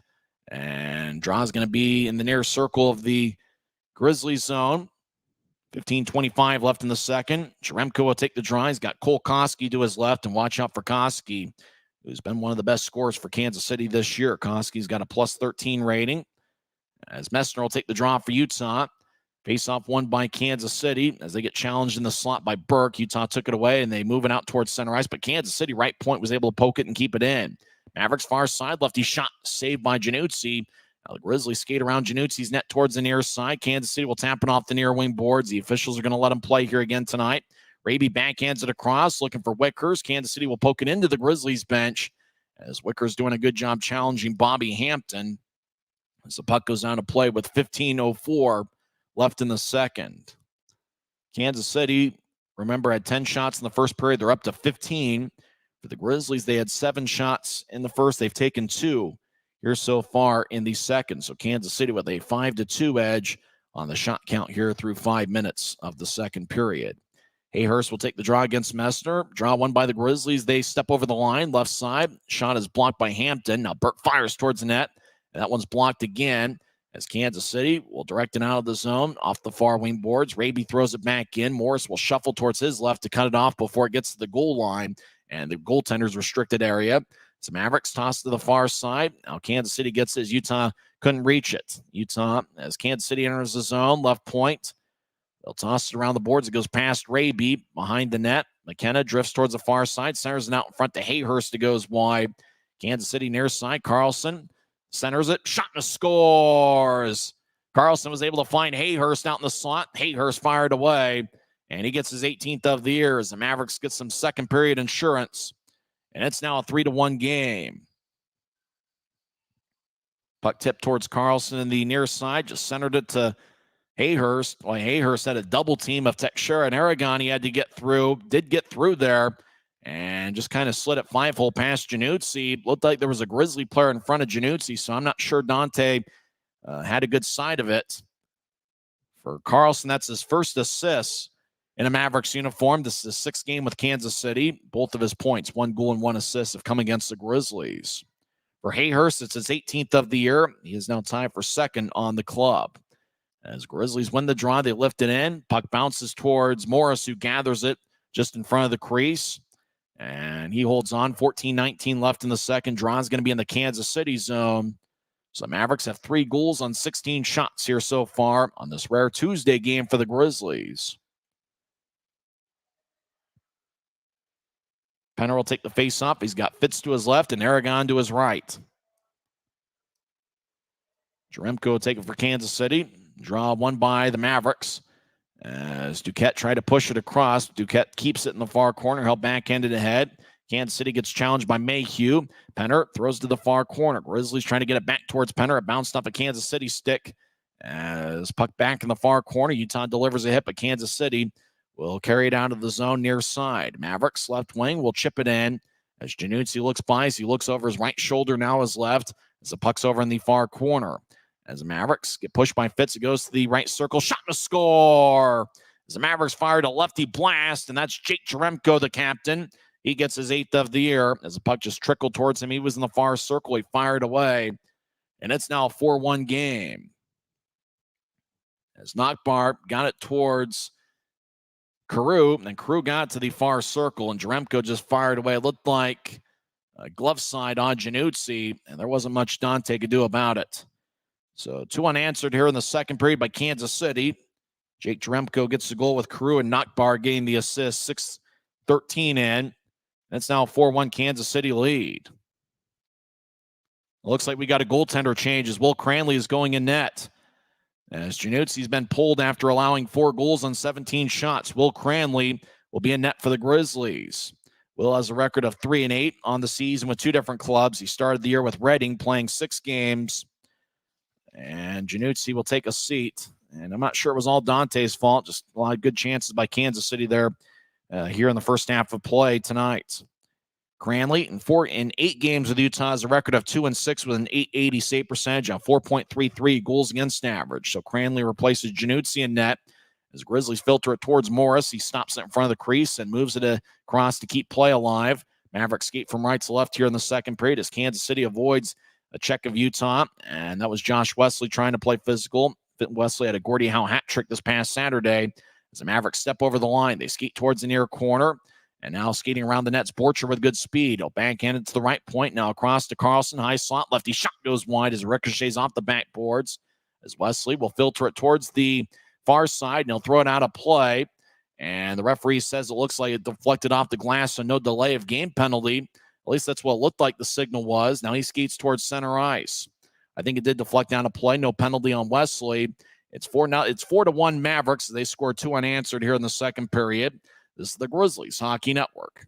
Since 1939, America First has helped people start businesses, buy homes and cars, and achieve their financial goals. Today, our top priority is still the financial success of you and your family, which is why we're giving new members $100 when they sign up for a basic savings and checking account, and another $100 when they upgrade to premium checking and enroll in and use direct deposit. So head to AmericaFirst.com today and join the credit union that always puts its members first.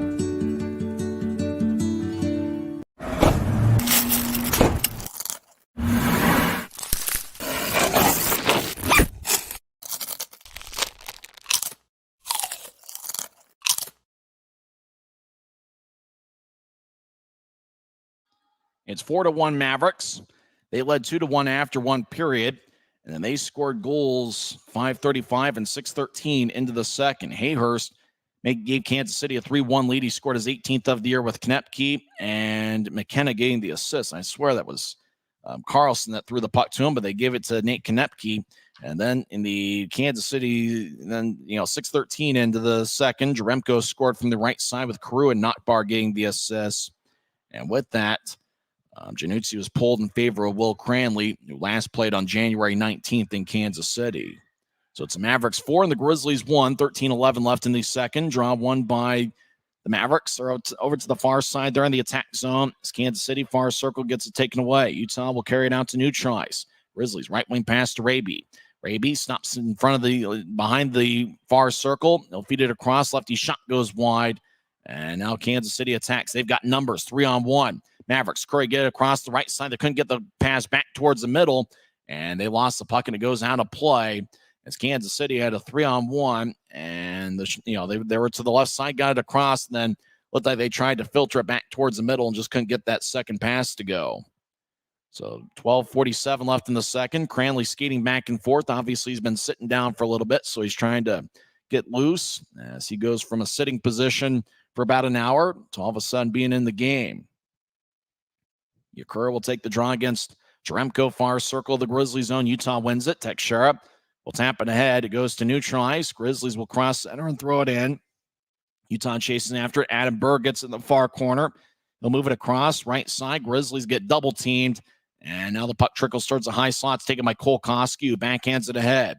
Mavericks step over the line and throw it in. Grizzlies did a good job. Wiggers and Teixeira specifically getting back defensively as the puck goes back to Utah. Bocage will bounce it to center ice. It goes back to the Mavericks as they'll skate in right side towards the corner. Kansas City gets to the far circle now. Throw a pass behind Schoenbart as Grizzlies moving out to center ice. Make that Berg cross the center ice, and they'll bounce it in, but it bounced off a Maverick and it stays at neutral ice. Schoenbart over to Jaremko, steps over the line. He stops on the point and fires towards Cranley, who sticks it away. As a puck on the near side, Kansas City skates towards the point. As Koski drops it off, shot is blocked away. That was taken by Duquette and blocked by Berg. Right side shot saved by Cranley. Rebound shot is blocked by Bocage. Kansas City to the far side. Knepke will throw it to Duquette. It gets it back towards Koski, who skates around the net. As Koski now to the right side, will drop it off for Knepke, and he'll get bounced off the boards by a Grizzly on the far side. Utah skates around Cranley's net as Utah will outlet it. Josh Wesley will chip it in. Icing's going to be on the Grizzlies as Wesley just fired it all the way across the rink looking for Tyler Penner, but the pass didn't connect, and he was probably hoping that Penner could get behind Kansas City's defense and take away the icing. But it was called with 11:25 left in the second. Grizzlies will have 2 days off after today, and they'll take on the Tulsa Oilers on Friday night. Face-off will be at 6:05. Pre-game coverage begins at 5:50. Hayhurst will take the draw against Tyler Penner. Penner sporting a beard. As looks like he's kicked out of the face-off circle. He doesn't know why. And that looks like Penner can stay in. As a draw won by Kansas City. McKenna gets up top. Lefty shot.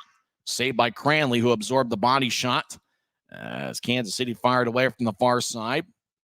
Cranley holds on. 11:21 left in the second.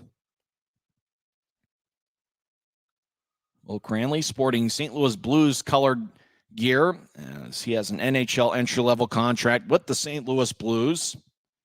Cranley, a former draft pick by the Blues. 6th round in 2020. He signed a 3-year NHL entry-level deal on March 2nd, 2022 with the Blues.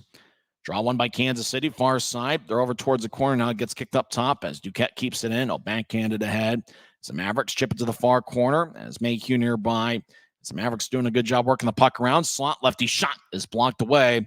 Puck goes towards the near side as Dean Yakura battles along the near boards. As Kansas City, Jacob Hayhurst skates along the goal line towards Cranley. It's poked away towards the near corner. 2-on-2 battle with less than 11 minutes left in the second. Grizzlies come out of the pile with a puck as Josh Wesley, the captain, skates towards the far corner. He'll tap it off the glass, and the puck trickles into the Mavericks zone. As Kansas City hustles after it, Duquette skates around his net. Now filter it towards the far side as the Mavericks will ladle it to center ice. They're near the Grizzlies bench. Now push it across. Grizzlies gather it, and they fire it back in. Morris behind his net, wearing number 33. Will feed it towards the near side as the Mavericks spread the ice. Duquette will bank it off the end boards as the Mavericks will backhand it to center ice. It goes back to Utah. Grizzlies left wing cross center. They'll chip it off the far boards. Kansas City gets tripped up, no calls. Grizzlies to center ice, slide it to Stone, right wing. He'll fire it around the wall. Stone got in a fight this past Saturday in the second period. They got the crowd fired up as Nockbar delivers a shot on Stapley. As puck goes back to center ice, Stone gets it taken away by Nockbar, skates down the middle. A shot, he swings and misses as Semix was on the forecheck. Stone in the area, pushes Nockbar. As Bocage will get it ahead towards Stapley at neutral ice. Who's trying to get it back to Bocage. You couldn't get it. Mavericks get it back in their zone. As Nate Konepke, wearing number 5, will push it ahead to Nockbar left wing. Nockbar steps over the line, but he was offside. Instead, he just dumped it in. Delayed offside as Grizzlies far side will move it out to center ice. The linesman had to get out of the way along the far wing boards. Goes to Kansas City as they spread the ice back in their own zone with 9.5 minutes left in the second. It's the Mavericks 4 and the Grizzlies 1. As Kansas City back deep in their own zone as they get challenged by Utah. Grizzlies get it. They get it to Teixeira. Skates down the right wing. Lefty shot. Saved by Morris. It made a great stop to keep it a 4-1 game. Kansas City will bounce it off the near glass. Teixeira chases after it. He gets it deep in the Grizzlies zone. They'll skate towards the far side, move it ahead. Grizzlies couldn't handle the pass to their blue line. Kansas City gets it back in their own end. Less than 9 minutes left in the second. As Nate Konepke back in his own zone wearing number 5. He'll backhand it across as the Mavericks angle it to the left side. Pass doesn't connect. Cranley behind his net will play it as he looks towards the far side and chips it back to the near corner as he threw it behind his back. As Raby lets it go towards the point, Kansas City keeps it in. Messner delivering a shot at the point. As the puck ends up in the corner near side, Kansas City gets poked away by Messner towards Raby. Raby tosses off the side of the net himself. Now Kansas City backhand shot and a score. That's going to be an unassisted goal by Patrick Curry with 8:27 left in the second. As now the Mavericks 5 and the Grizzlies 1. Well, puck ended up with Raby, who just tried to throw it from the near corner over to the far side. Instead, hit the side of the net. Curry got it off the net, skated in front of Cranley, and fired a backhand shot that went past the goal line. So Patrick Curry gets his 19th of the year, and it's been all Mavericks here in the first half of the contest. Kansas City here in the second period has outshot Utah 11-4. Mavericks 2 goals in the first period. They now have 3 here in the second. Curry scored unassisted 11:33 into the second period. Puck in the Mavericks zone deep as Aragon gets pushed. Kansas City in first place in the Mountain Division. They are 12-1-1 in their last 14 games. Mavericks near side as Schumbart gets pushed by Wesley. Mayhew over there as well. As Dremko in the area, Kansas City, Schumbart goes down. Grizzlies skate towards the far side as they spread the ice, skating from left to right. Ahead to Wesley across the center ice down the middle. Wesley feeds to his left. Now they try to get back towards Wesley. Shot saved by Morris. Rebound goes to Kansas City as they'll cross center ice. Mavericks lead 5-1 as Schumbart dumps it in. As towards the end boards, Nockbar holds up a Grizzly. Now it goes back to Utah near side as Dylan Fitz will toss it across. Pass connects, left wing. Utah skates in. Aragon steps over the line, drops it off. Shot saved by Morris. He holds on as the whistle blows with 7 minutes and 30 seconds left in the second period. It's the Mavericks 5 and the Grizzlies 1. We're back in 1 minute on the Grizzlies Hockey Network. Thanks to Les Schwab tires, I'm a confident backseat driver, but Mom's a little stressed about spending. Remember, breathe in. Now watch your speed and breathe out. Good. Even though we're watching our wallets, Les Schwab is still watching out for our safety.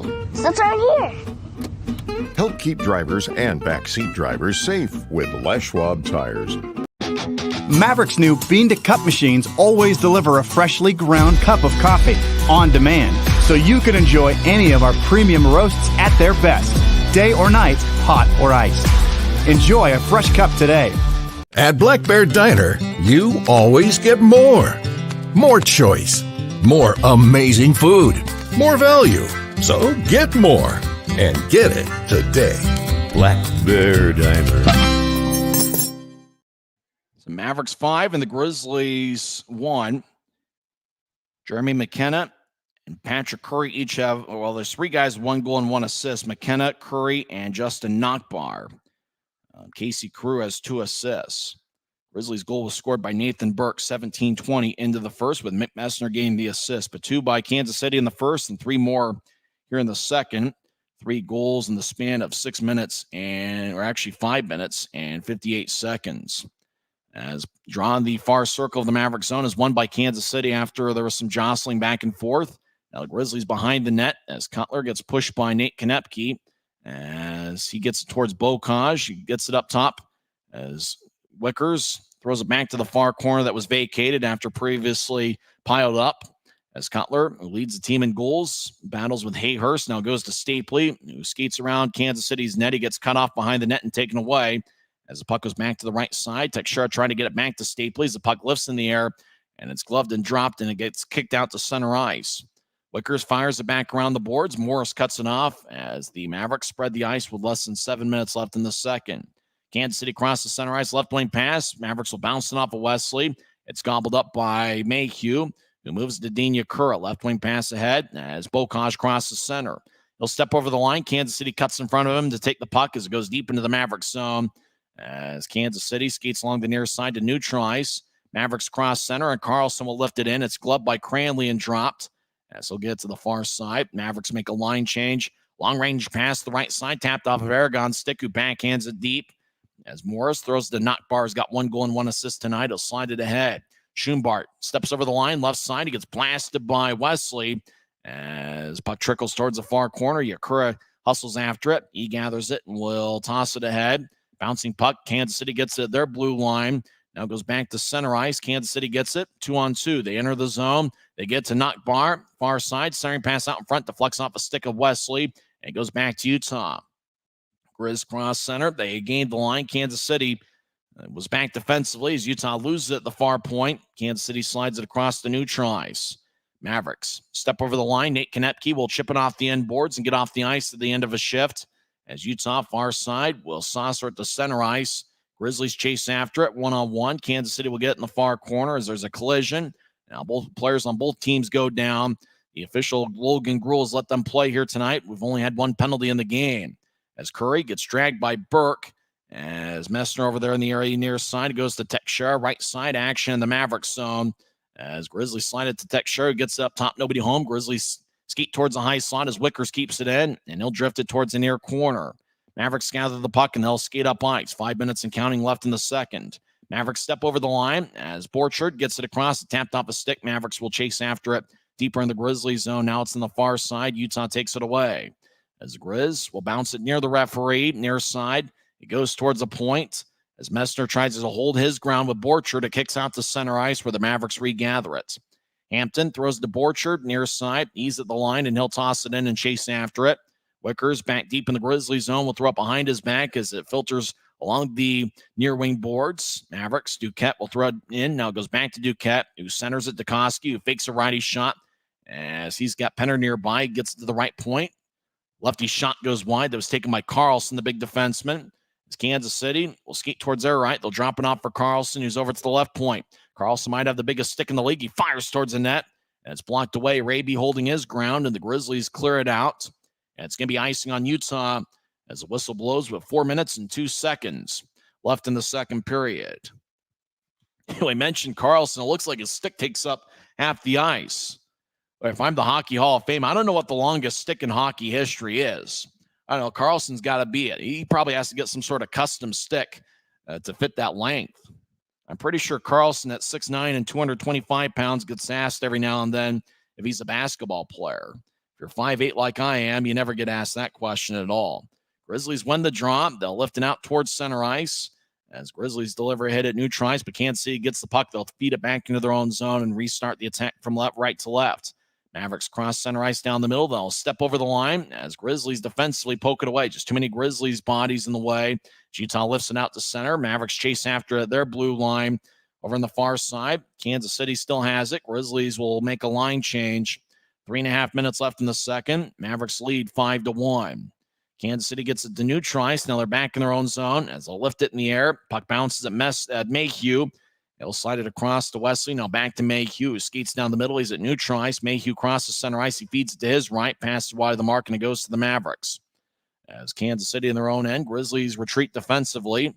As Kansas City tosses to center ice. It bounced off a stick, and Mayhew gets it in the Grizzlies zone far side. Mayhew wearing number 27. He started the season wearing number 6. Mayhew left wing pass towards Fitz. It taps off the boards. Fitz chases after it. He gets it. Fitz fires towards the net. Saved by Morris. He bobbles it for a second. Utah hacking away. Stapley in the area. He gets filtered towards the end boards. Stapley has the puck. He'll skate up top. As he'll skate towards his right. Stapley now on the right wing as he gets to the circle. Stapley feeds it out in front. Pass goes wide as he was looking for Bocage. As Mayhew across the Fitz right side. Fires a righty shot and it's blocked away. Kansas City has it near side. They'll lift it in the air as it's saucered towards Mayhew. Chases after it deep in the Grizzlies zone. Far corner. He'll slide it towards the slot where Fitz gets it. Fitz overskates it. Now he gets it back and tosses to the right side. Problem. Toss to right to Kansas City, who skates in. But McKenna skated in with the puck, but Kansas City already had a guy there. 2:21 left in the second. Mavericks get called for offside. Timeout on the ice. It's Kansas City 5, Utah 1 on the Grizzlies Hockey Network.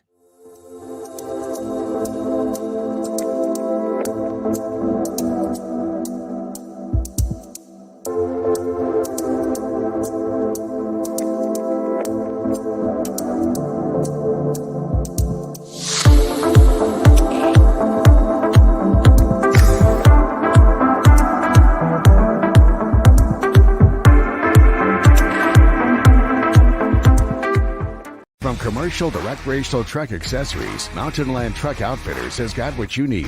Flatbeds, spray and bed liners, lifts and leveling kits, wheels and tires. Mountain Land Truck Outfitters proudly uses a brand you know and trust. And with our experienced, knowledgeable, and friendly staff, your visit here will be informative and enjoyable. Stop into our convenient location in Provo at 265 South 100 West or call 801-225-4637 to get a quote for your fleet or individual truck. Mountain Land Truck Outfitters. Welcome back to Utah Grizzlies hockey. There's 2 minutes and 21 seconds left in the second. Kansas City leads 5-1. Mavericks have 10 shots in the first and 12 here in the second. Grizzlies 7 shots in the first, and right now they have 7 in the second.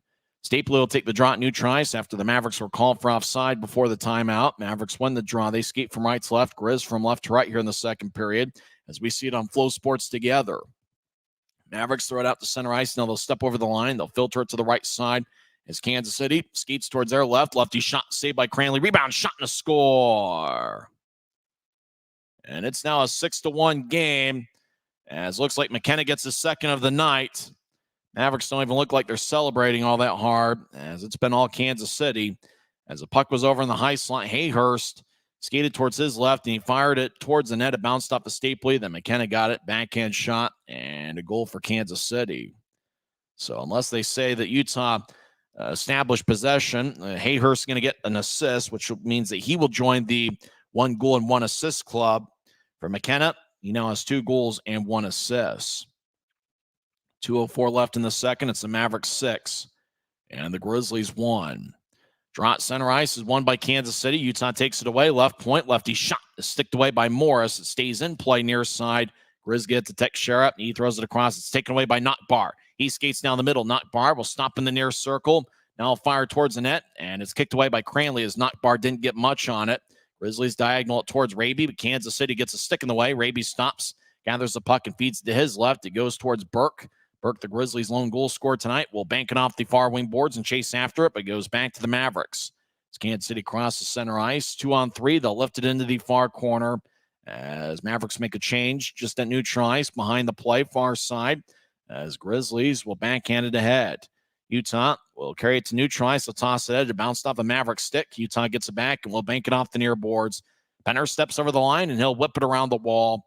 Far side, Grizzlies chase after it. They try to get it to Penner, who gets the puck and skates towards the far corner. Action in the Kansas City zone as Grizzlies get it back towards Penner behind the net as he gets pushed, but Penner plays strong with the puck. So he'll throw it towards Wesley, who chases after it towards the far corner. Wesley gets it, skates along the far goal line. He'll chip it across to Penner, or feeds it out in front. Puck bounces all the way to the point. Lefty shot, save, rebound, shot, and a score. And it looks like it's Tyler Penner getting the goal. As the Grizzlies fired away, it was Mayhew taking the shot in the left point, and it just got redirected, and puck ended up towards Penner, who gets Utah's second goal of the game. As the puck pinballed around, it hit about 3 sticks before it got to Penner, and then Penner just in front of the crease swung and missed the first time, but stayed with it. The second attempt bounced off a Maverick stick. It looked like before crossing the goal line, and then it bounced off the Maverick stick and into the back of the net. So for Tyler Penner, who was last Saturday's hero, getting the game winner, he gets his 7th goal of the season. As it's 6-2 Mavericks late in the second period. Grizzlies have it in the attack zone, left side, lefty shot, and saved by Morris. As the Grizzlies over in the left point had a pretty good look. I think that was Cutler, and Morris was able to gobble it up with 33.5 seconds left in the second. So we got a lot of stuff to talk about here during the second intermission. It looks like they gave an assist to Mayhew on the Penner goal, 19-11 into the second. So Mayhew gets his 18th assist of the season. And for Tyler Penner, it's his 7th goal. He's been outstanding in January. Kansas City wins the draw. They'll flip it out to center ice. Mavericks get it. They'll skate with speed towards the near circle. Now around Cranley's net. They'll chip it off the far side. As there's less than 20 seconds left in the second period. Puck goes deep towards the end board. Centering pass shot. And it goes wide. Kansas City lost a stick as Curry, where the puck filtered out in front of the net. Curry's stick broke. I think it broke because the Grizzlies slashed Curry's stick. As the stick went in 2 pieces, exploding as he was taking the shot. But it looks like the reason was Utah slashed him. So Kansas City gets their second power play of the night. And it's Brandon Cutler for the second straight time. Cutler got a slashing minor, 4:04 into the first period, and Cutler gets a slash with 13 seconds left in the second. As Curry's stick broke in 2, maybe 3 places. As Cutler just did what he had to do, as the pass ended up out in front with a good goal score. As the Mavericks win the draw, Curry over to McKenna. One-timer is blocked by Wesley. 5 seconds left in the period. As Borcher tries to filter it out in front, it bounced off a Grizzly and goes towards the corner. Time runs out. McKenna at the buzzer with a shot. Glove saved by Cranley. And that will do it for 2 periods over at Cable Dahmer Arena. As Kansas City had a 2-1 lead going into the second. They scored 4 unanswered to turn it into a 6-1 game before Tyler Penner scored 19-11 into the second. So both teams will head to their respective dressing rooms. And it looks like it's just been all Mavericks with a little bit of Utah mixed in with a first period goal by Nathan Burke and a second period goal by Tyler Penner. So after 2 periods, it's Kansas City 6, Utah 2. We'll come back and recap the first 2 periods and also go over some scores from around the world of sports. This is the Grizzlies Hockey Network. When you pay with the Nitro card at Maverick, you always save 10 cents or more on fuel every gallon, every day. And you could save a whole lot more thanks to Nitro Best Price. Pick up a Nitro card and upgrade your adventure. At Black Bear Diner, you always get more. More choice. More amazing food. More value. From huge breakfasts to delicious lunches and hearty dinners. Black Bear Diner has more for you. So get more when you want it, the way you want it, and get it today. Good old-fashioned family food, Black Bear Diner. Black Bear Diner. This isn't just copper. It's our job. It's food on our family's tables. Without it, we couldn't stay in touch. It's what keeps our homes warm and our lights on. It's the power behind the team and a greener, brighter future. This isn't just copper. It's a proud Utah and a strong America. After 2 periods, it's Kansas City 6 and Utah 2. Mavericks scored the first 2 goals of the game. Jeremy McKenna, not to be confused with longtime local linesman James McKenna. I don't think there's any relation between the two except for the last name. Jeremy McKenna got his his 5th of the season. It was a power play goal as Brandon Cutler got a slashing minor, 4:04 into the contest and 45 seconds into the power play. McKenna got his 5th of the year on a one-timer from the left circle. Patrick Curry and Cole Koski got the assist, and that gave the Mavericks a 1-0 lead. 6:55 into the first, so 2 minutes and 10 seconds after McKenna made it 1-0. It was Justin Nockbar getting his 7th of the year, with Casey Carew and David Cotton getting the assists. Late in the first period, Utah got on the board as Mick Messner was over to the right side, just kind of laid it for Burke, who got it, and then Burke skated towards his right for a short period of time and then fired a backhand shot that went past Kel Morris into the back of the net for Burke. That's his 13th goal of the year, as he is second on the club in goals. Burke was an outstanding goal scorer over the last couple of years at Bowling Green State. Messner with an assist. He had 4 assists in the 3-game set against Kansas City, which was a 3-game sweep for the Grizzlies, who have won 4 in a row. Messner now has 12 assists on the season. Kansas City led 2-1 after 20 minutes of play. Kansas City extended the lead to 3-1 as Jacob Hayhurst scored his 18th of the year, 5:35 in, with Nate Konepke and Jeremy McKenna getting the assists. And then less than a minute later, 6:13 in, it was Jaremko getting his 8th of the year, with Carew and Nakbar getting the assists, as Jaremko scored from the right wing. And with that, Dante Januzzi was pulled after stopping 13 of 17 in the first 26 minutes and 13 seconds of the contest. He was replaced by Will Cranley, who in the last 13 minutes and 47 seconds of the second period stopped 6 of 8. Kansas City extended the lead to 5-1, 11:33 into the second, on which was kind of a tough break for the Grizzlies. Dakota Raby was in the near corner. He just kind of looked like he wanted to do one of those things where he threw it around Utah's net from one corner to the other, but instead he just hit the side of the net. Curry skated over there, got the puck, and then skated in front of Utah's net, got in front of the crease, and just fired it past Cranley to make it a 5-1 game. Curry was an all-star this season, and he's been outstanding all year. So far tonight, he has 1 goal and 1 assist, and he now has 48 points, and this is 40th game of the season. Curry's goal is unassisted, 11:33 into the second. Kansas City extended the lead as McKenna got his 2nd of the game and 6th of the season, 17:56 in, with Hayhurst and Konepke getting the assists. Grizzlies got back on the board, 19:11 into the second, as Kyle Mayhew fired a shot from the left point. It looked like the puck bounced off about 3 sticks on the way to Penner. Then it ended up with Penner, who was just to the right side near the goal line. Penner fanned on it initially, then he stuck with it. His second look, bounced. It looked like it bounced off the Mavericks stick and into the back of the net as the puck just kind of pinballed around like a crazy pinball machine. Somehow Penner was able to get it through, and it's his 7th of the year. We talk about guys who have been outstanding in the month of January. Obviously, the Grizzlies are missing Cole Gallant for the first time all season. He's been outstanding in January, leading Utah with 10 assists. But you think about Penner now as a 5-game point scoring streak. He has 6 assists in his last 9 games. He has the game-winning goal in 2 of the last 3 games for Utah. And so you talk about a guy that now has 3 goals in his last 4 games. And the Grizzlies Iron Man has really picked it up for the Grizzlies here in the month of January. Penner with the goal and Kyle Mayhew with the assists. For Mayhew, he now has a point in 11 of his last 15 games. Mayhew's been one of the best rookie defensemen in the league. He came into play tonight with 24 points, 7 goals, and 17 assists. And the 24 points ranks 2nd among all league rookie defensemen. So it's really been a good first pro campaign for Mayhew, who got his feet wet in pro hockey, and he was outstanding, remember, in that playoff series against Idaho at the end of last season.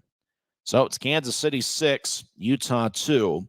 The Mavericks will be on the power play to start the 3rd period as Brandon Cutler got a holding minor, 19:46 into the 2nd period.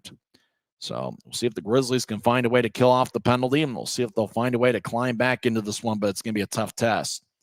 Down 4 against the first place Kansas City Mavericks. When we come back, we will go over some scores from around the world of sports. This is the only game being played in the league tonight. For the Grizzlies, they don't play till Friday, and that's the same case with Kansas City.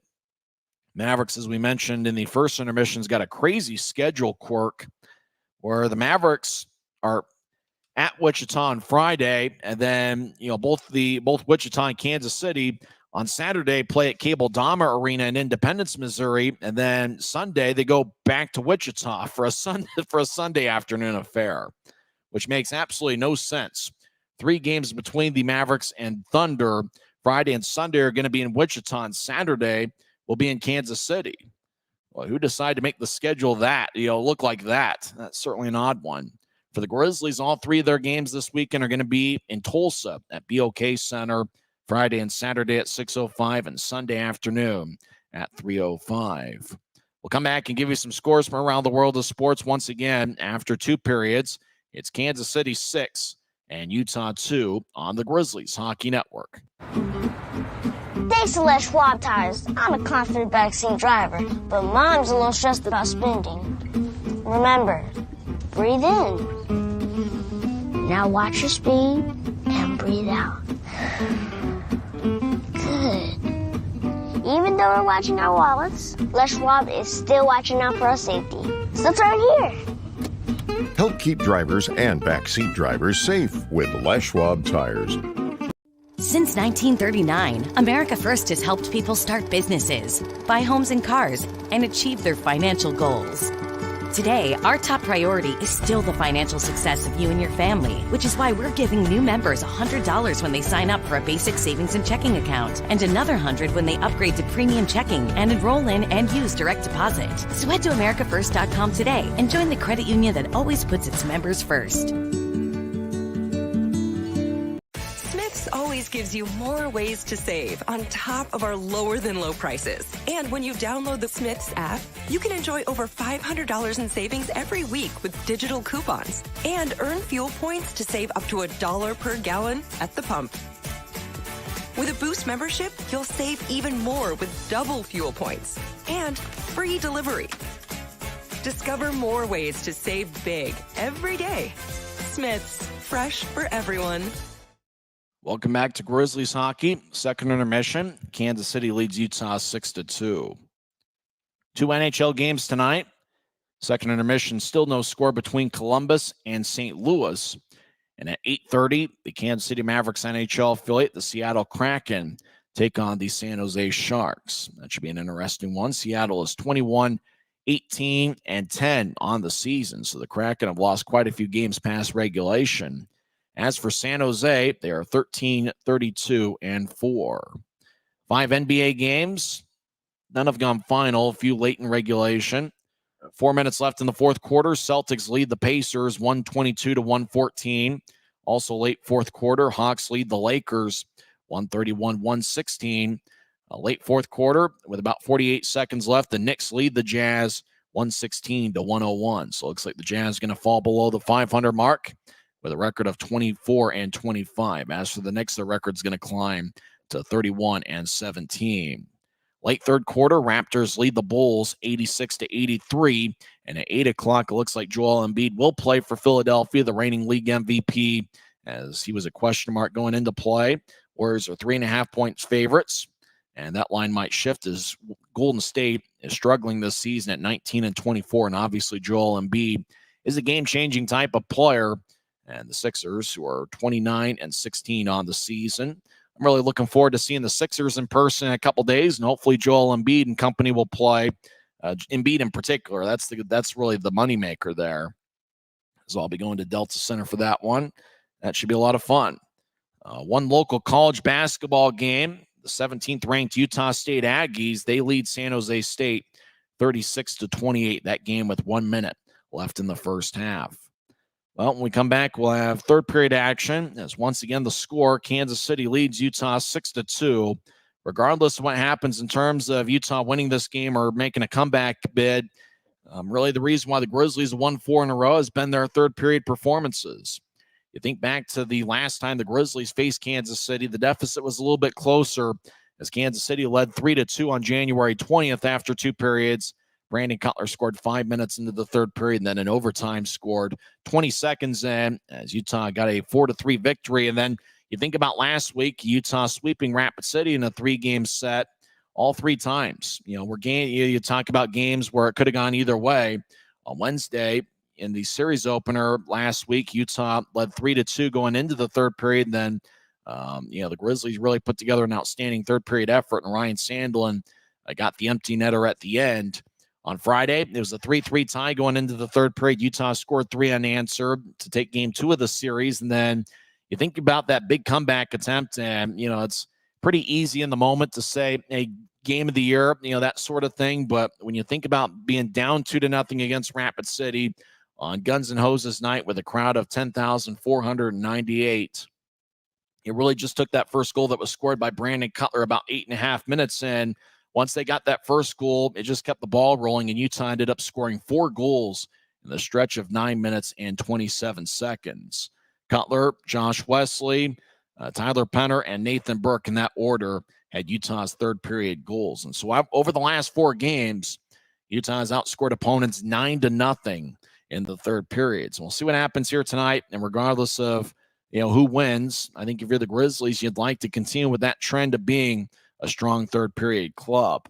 Now they're going to have to get the job done on the penalty kill at the start of the third period, as Brandon Cutler got a holding minor with 13.5 seconds left in the second period. So Kansas City will start the second period on the power play. Mavericks have outshot the Grizzlies 24-17.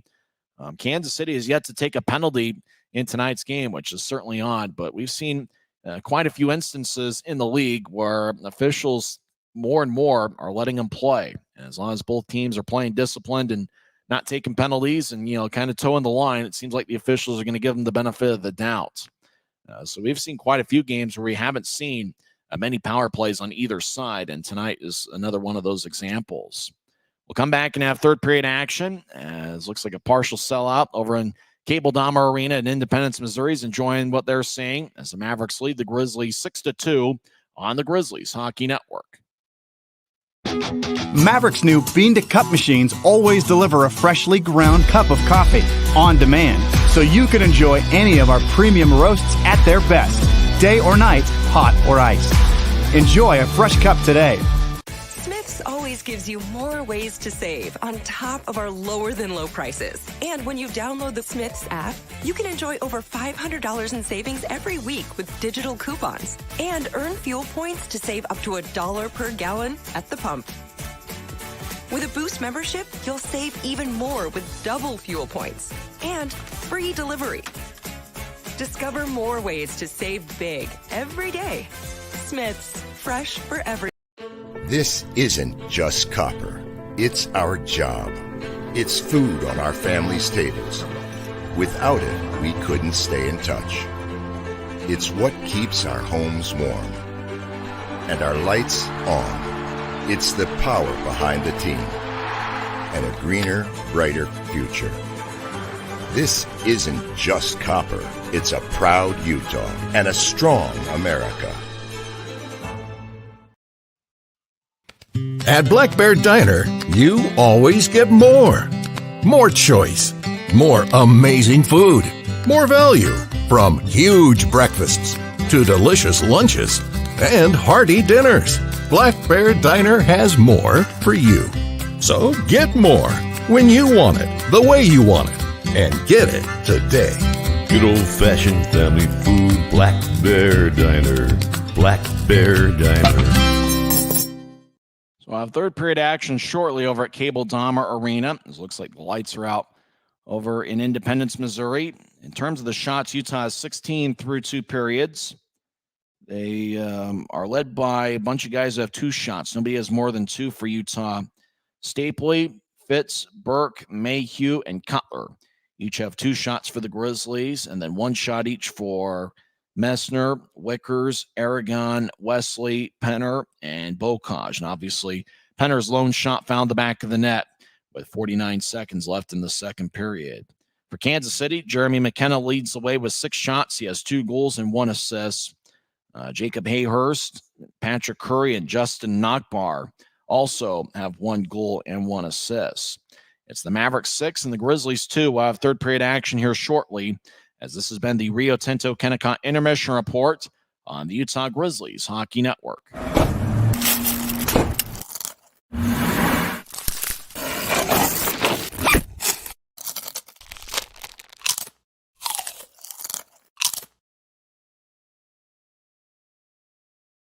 Since 1939, America First has helped people start businesses, buy homes and cars, and achieve their financial goals.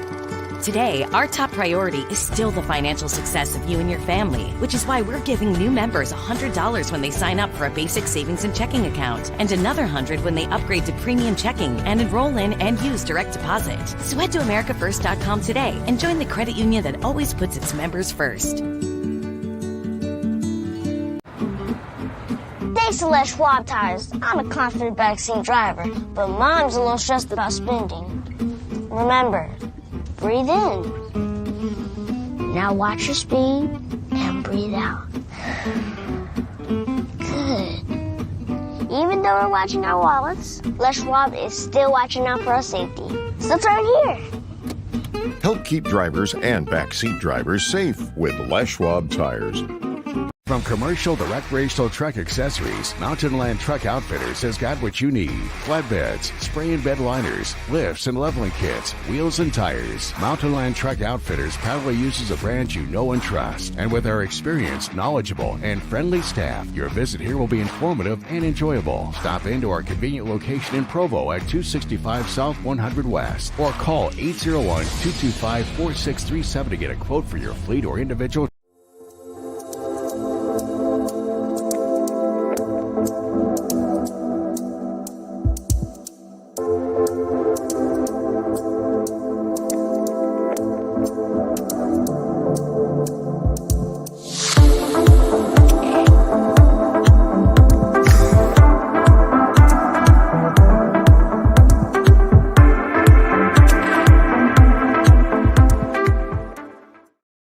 Puck is dropped to start the third period. Kansas City's on the power play. Brandon Cutler in the box. Mavericks skate from left to right. Puck bounces towards the end boards. Grizzlies will slice it towards the far side as it goes to center ice, where it's gathered by Ryan Jones, wearing number 4. First time that Jones has played against the Grizzlies. He was in the AHL when these teams met a couple weeks ago. As it goes to Nolan Walker back to the right side. Mavericks step over the line as Schumbart gets to Walker, who gets crashed along the glass on the near corner. As the puck goes back towards Walker, he's in the near side. He slices it up top, right side. Jones will skate towards his left. Now filter it back to the right side for Hayhurst. Back to Jones. He'll fire towards the net, and Cranley makes a save as Kansas City was trying to redirect it out in front, but Cranley holds on with 46. As we're 46 seconds into the third period, we get our first whistle. There's 1 minute, 2 seconds left in the Kansas City power play. Draw's going to be in the Grizzlies zone as Will Cranley will skate around as Grizzlies have Tyler Penner out there with Keone Teixeira. And that's the only two we can see on the screen right now. Jacob Hayhurst will take the draw for Kansas City. Looks like Nathan Burke is out there for Utah. So Burke and Penner are the two forwards on this penalty kill unit. Quinn Wicker's out there with Teixeira. Utah wins the draw. Teixeira gets the Wickers in the near side. Teixeira will slice it all the way deep in the Maverick zone as Cale Morris lets it go to the far side. Morris so far stopped all but 2 here so far for Kansas City. He has stopped 14 of 16. Mavericks in their own zone. 1 minute into the third. Get it to Walker. He gets it back to the far side. Mavericks enter the zone. Goes to the point. Mavericks move it ahead. Walker, righty shot. Saved by Cranley. Rebound goes to the far side. Grizzlies get it. And Burke will lift it in. Grizzlies make a line change. So does Kansas City. 24 seconds and counting left in the Mavericks power play. 1.5 minutes into the third. Kansas City leads 6-2. Borja gets to the left side. Mavericks step over the line. And they'll whip it around the boards as Mayhew chases after it. As he'll bounce it off the Maverick. It stays into the zone. Up top, Patrick Curry, who's already got 2 points tonight, slides to his right. Now back to Curry from Carew. Curry glides towards his right. Now he fires it out in front. Now it goes to the middle. Shot saved by Cranley. Now we got a bunch of bodies out in front as Dean Yakura hacking away towards Carew. As Yakura's got a piece of Carew, and the linesmen step in to separate them. As looked like there was a lot of action after the shot was taken. There was a ton of players in the crease. Cranley was able to hold on. And after the whistle, Casey Carew and Dean Yakura were battling out in front of the crease. The linesman separated them as Cranley, quick as a cat, had to glide towards his left. He was able to cover up. Carew and company were hacking away. And Dean Yakura doing what he could to protect his net. As Yakura started hacking away on Carew, then Yakura took his glove and said, "Have a smell of this." And then the linesman, both of them stepped in. Well, you got to be pretty strong if you're a linesman to break up some of those tussles in front of the crease. But good job by Dina Kerr protecting his net. As Cutler's out of the box, we're skating 5-on-5. It's a successful penalty kill by the Grizzlies. It's still 6-2 Mavericks, though, as puck ends up along the near goal line. As Cutler gets it, he's along the near wall, still in his own zone. He'll tap it to center ice, but it goes back to the Mavericks, who fire it back in. As Cranley lets it go off the glass, as it was towards his glove side. Cutler will toss it ahead. It bounced off the Maverick. Utah chases after at the Kansas City line. Mavericks will filter it back into the Grizzlies zone. As Mayhew will toss it to the near side for Cutler. He'll wing it across. The Grizzlies cross center ice. Stapley steps over the line, and he'll push towards Bocage, who gets challenged by Duquette. Puck glides towards the far wing boards. Kansas City will saucer it out to center ice. Mavericks enter the zone. They'll bounce it off the Grizzlies. It goes deep into the zone. Semick out there along the far side. Puck goes back ahead. Now the Grizzlies will push it to center ice. Utah carries it into the zone, as I believe that's Fitz. Will backhand it towards the middle. Puck lifts in the air. It goes back to Kansas City. Mavericks moving out to center ice, but the pass is wide of the mark. It glanced off of Semick, stick on to Cranley, who gets it back to Semick, who skates around the net. Semick will slice it ahead left side. It goes past Aragon, deep into the Mavericks zone. No icing. There was icing called. It looked like Aragon had gotten over there. 16:58 left in the third. As Mavericks still lead 6-2.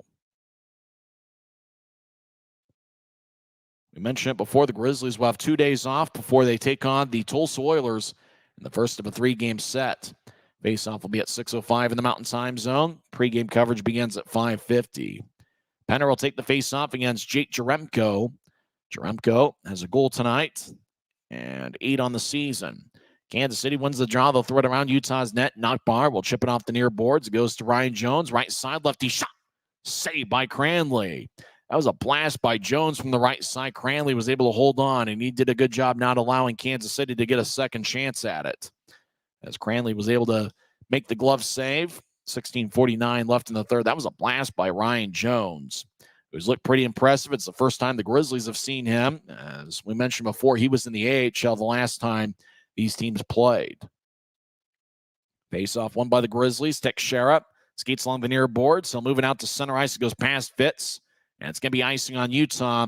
16:41 left in the third as we'll go back towards Will Cranley, who came in the second period to replace Dante Januzzi.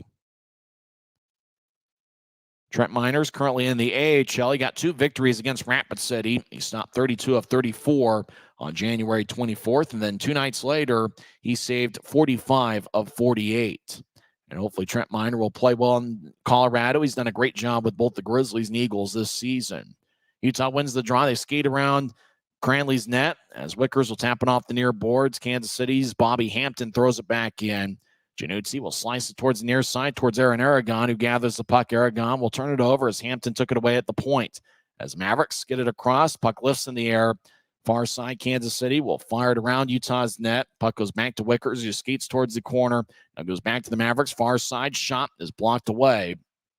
As the puck goes to Kansas City, Hampton, high slot, righty shot. Glove saved by Cranley. And he holds on as Hampton had a pretty good look. He has 6 goals this season, but Cranley was able to make the stop. It looks like Kansas City's been short defensemen. They're without Theo Calvis tonight. Bobby Hampton's normally a forward. He played on a defensive role in the 2-game set a week and a half ago, and it looks like Hampton's a defenseman once again here tonight. Nolan Walker will take the face-off for Kansas City, but it's won by the Grizzlies who throw it to center ice. Utah chases after it as Raby gets it. He centers it. Lefty shot. And it goes wide as Raby found Burke cutting in front of the net. Burke's shot went wide. Morris might have gotten a piece of it. As 4 minutes into the third, Kansas City has the puck as Walker will backhand it off the near glass. Kansas City's Beauchard that gets it poked away. As puck goes back to Mayhew. He's in his own zone. Far wing pass connects. The Grizzlies throw it in. Utah will dump it to the corner. Now they look to center to Raby. It goes past him as Kansas City skates out to neutralize. Beauchard gets hit by Mayhew. Puck goes to Raby, who's displaying good speed. Raby back after missing 5 straight games due to an injury. He'll throw it to the near side. Kansas City keeps it in as they get it towards Borchard. He's behind the net. He'll bounce it off a Grizzly stick. Puck goes back to the right point. Duquette keeps it in and slides it around as Kansas City towards the far side will backhand it ahead, but they don't get much on it as Stapley takes the puck. He'll throw it to his left. Grizzly skate towards the far circle. Utah fires towards the net. It gets poked away As Utah to the near side, skates towards the point. Stapley stops in the point. Near side, he gets it pushed out to center ice. Stapley still with the puck. He gets it to Wickers, who's back in the Grizzlies zone. Wickers angles it to the right side. It kicks to the left as Cutler enters. He slowly gets the puck and throws to the near circle. Righty shot by Bocage is blocked away. Grizzlies get it back towards Cutler down the middle. Lefty shot goes wide as he went glove side on Morris, but missed the net. As Bocage back towards Cutler, far side. He filters it out in front. Saved by Morris. As right side shot is blocked away. It bounces towards Bocage. He lets it go to Wickers. Left point, Wickers centers it to Stapley. Back to Bocage with a righty shot that goes wide as it ricochets off the end boards. Grizzlies get to Stapley. Left side shot is blocked away by Morris's glove. It stays in play. Right side, Teixeira will bounce it off a Maverick over at the line. Puck gets pushed out to center ice. Goes back to Stapley at the Utah line. He'll left wing it out towards Wickers, who throws it towards the middle. Grizzlies couldn't handle it. Does Bocage. He gets spun around by Hayhurst. Now goes to Cutler, skates towards his right. Cutler now on the right wing. Fakes it behind him. Skates towards the circle. Take a lefty shot. And it goes wide. It might have bounced off of Morris as the Mavericks will pitch it out to center ice. Well, a lot of good work by the Grizzlies as Kansas City skates in. They'll veer off to the right. Righty shot. Saved by Cranley. Rebound goes to Utah. As Cutler along the near side will back it out for Semick. Semick moves it ahead. As the puck goes out to neutralize, Grizzlies will carry it across center. Cutler fires it in. As the Grizzlies make a change after a pretty aggressive shift offensively. As near side, Kansas City's McKenna will throw it across. Kansas City crosses center ice down the middle. Now they'll step over the line. They'll veer it over to the left. But everybody stops skating as the Mavericks are offside. With 13-19 left in the third, it's the Mavericks 6 and the Grizzlies 2. We're back in 1 minute on the Grizzlies Hockey Network. Thanks to Les Schwab tires, I'm a confident backseat driver, but Mom's a little stressed about spending. Remember, breathe in. Now watch your speed and breathe out. Good. Even though we're watching our wallets, Les Schwab is still watching out for our safety. So turn here. Help keep drivers and backseat drivers safe with Les Schwab tires. Since 1939, America First has helped people start businesses, buy homes and cars, and achieve their financial goals. Today, our top priority is still the financial success of you and your family, which is why we're giving new members $100 when they sign up for a basic savings and checking account, and another $100 when they upgrade to premium checking and enroll in and use direct deposit. So head to americafirst.com today and join the credit union that always puts its members first. It's Kansas City 6, Utah 2. The draw's going to be in Grizzlies territory near side at neutral ice after the Mavericks were called for offside. Jake Jaremko has got 1 goal tonight on 3 shots to take the draw against Tyler Penner, who also has 1 goal. Mavericks, in the first segment of play in the third period, outshot the Grizzlies 7-3. As Kansas City has a 32-19 edge on the shots. Mavericks win the draw. Left wing, they'll slice it around the boards. It's cut out by Will Cranley over to Mayhew, gets spun around. Now Mayhew gets the puck. The University of Denver product will make that Semick, number 17, who went to Arizona State. Grizzlies across to Aragon, who gets off the boards. Aragon gets around Hampton, centering pass, shot, saved by Morris. Aragon backhands it towards the net. Mavericks block it away. Boy, that was a great stop by Morris. The Grizzlies got the centering pass through. As Kansas City near side gets pushed, he goes up top. Semick with a shot that's blocked away. As it bounces off of Penner's stick and it flies out of play, as Penner will flex his stick to make sure it's not broken. Boy, Aragon was looking for Penner, who was looking for a second of the game. Morris made a great save out in front. It was a great job by Aaron Aragon to get that centering pass through. And even though it hasn't necessarily shown up on the stat sheet, that forward line of Aragon, Penner, and Fitz continue to do good things. Draw's going to be in the near circle. Dean Yakura will take the face-off against Jacob Hayhurst. This is Yakura, the 38-year-old. He's the oldest skater in Grizzlies history. Will drop down and draw one by Kansas City as Konepke skates around his net. That might be Carlson.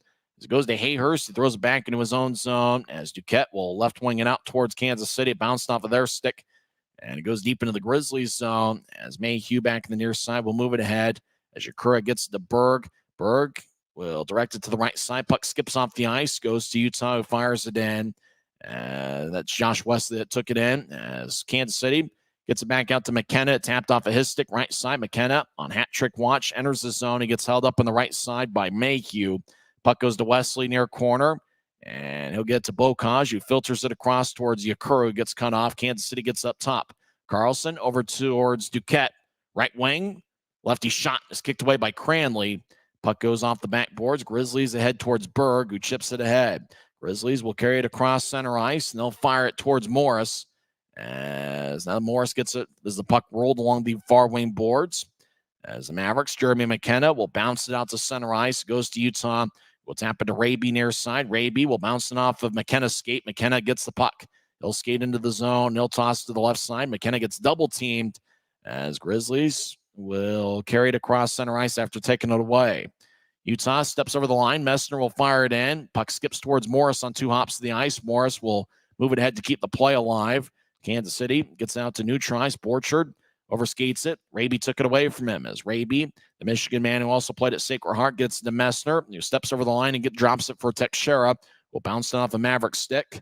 Along the end boards, Grizzlies get pushed and knocked down towards the far side. Utah hasn't had a power play yet tonight. As Kansas City back in their own end as Nate Konepke will skate in front of Morris towards the far side. Now chip it behind Kansas City's net. As we're 9 minutes into the third period, Kansas City leads 6-2. Nobody has scored here so far in the third. Kansas City still back in their own zone as Ryan Jones just kind of does a half circle. Now he stops him behind the net. Now he'll start the attack. Outlets it to the right side as Mavericks step over the line. They get held up along the near boards by Wesley as Curry's in the area looking for a second of the game. Behind Utah's net, Cranley looks over his right shoulder. 3-on-3 battle as both teams hack away. As the Mavericks get the puck, they get pushed. Now it goes back along the end boards. Kansas City gets to the left circle, swinging and a miss as the puck drifts towards the right side. Bobby Hampton, right circle. He's all alone to take a righty shot that goes wide. He went glove side on Cranley. As the puck trickles towards the far side, Grizzlies get it. Utah will drag it out across center ice. Now they step over the line. They try to find somebody in the far circle. Gets bounced away. As the Mavericks will move it ahead. Backhand pass towards center ice. Will tap off a stick as it glides into the Grizzlies zone. Taken back by Utah in the far corner as Utah will start the attack from right to left. Grizzlies will push it to center ice. Grizzlies will carry it into the zone as they get to the right circle. I think that's Cutler. He fires towards the net, and it's blocked as Kansas City near side will tap it to center ice. It bounced off a stick. They couldn't get the hot pass. Utah gets it back at their blue line as they'll throw it to the far side. Grizzlies cross center, but Kansas City took it away. They'll chip it towards their left. Grizzlies cut them off near their bench. As Utah throws to the near side, now ahead on an outlet pass. Grizzlies get knocked down as they tripped over the blue line. That was Bocage. He gets back to his feet. Cutler in the area. It goes up top. Now down low to Bocage, who gets pushed by Carlson. Bocage on the far side. He tried to get towards Burke. He gets pushed. Kansas City will throw it to the far circle. Now they'll slide it ahead. Mavericks 2-on-2 cross center ice. Now it's 3-on-2. Kansas City left side gets it taken away. Good defensive work by Utah. Grizz cross center, but Fitz overskates it. Now he gets to the right side. Now the Grizzlies enter down the middle. Lefty shot goes wide. Puck trickles off the side of the net. Grizzlies will skate towards the corner. As Utah gets pushed and held along the wall, puck squirts out to Kansas City. 2-on-2. Mavericks step over the line. McKenna on hat trick watch will skate towards his left. Now McKenna backhands out in front. Shot goes wide. As looked like they were looking for Curry out in front. McKenna gets pushed behind Utah's net. Grizzlies get the puck. Utah will bank it towards Penner off the near boards. Penner gets to center ice, and they'll whip it around as the puck goes to the right side. Grizzlies fire towards the net and didn't get much on it as it trickles towards Ryan Jones. He'll pitch it ahead as the Mavericks get to center ice. They cross center, and they'll throw it to the left corners. It skips off the ice. Chasing after it's Josh Wesley. He'll throw it from one corner to the other as Grizzlies chase it down along the near boards. 2-on-2 battle. As Walker delivers a push on a Grizzly player. About 8 minutes left in the third period and counting. Kansas City comes out of the pile with a puck. Jones gets to the right circle. One-timer is blocked away by Cranley. Left side, Grizzly Mavericks still in the attack zone. Throw it around the net. And now behind Utah's net, Mayhew shadowing a Maverick. Is Kansas City over to the right side. They pitch it up top to Jones, who skates towards his left. Jones throws it back to his right as the Mavericks skate towards the left point. Now stop and reverse back. Now they'll skate down the middle. Righty shot saved by Cranley. As Wesley skates around his net, he'll throw it to the far side. Jones cuts it off. Jones over to the high slot. Curry, one-timer goes wide. Puck goes back to Utah along the near boards. Grizzlies will try to carry it out of the zone. Curry took it away. He'll throw it towards the middle. Kansas City drifts it to the left side. Righty shot and a score. And that's Cade Borchard getting his 11th of the year, and this baby's in the refrigerator, as it's now the Mavericks 7 and the Grizzlies 2. The puck ended up to Walker, is going to get an assist as he just kind of skipped it towards the far circle. It was gathered by Borchard. Borchard, it looked like it just kind of went through Cranley. Hard to really say. It didn't go over him, didn't go under him. It just kind of went through him. It looked like he went through him stick side with 7:16 left in the third.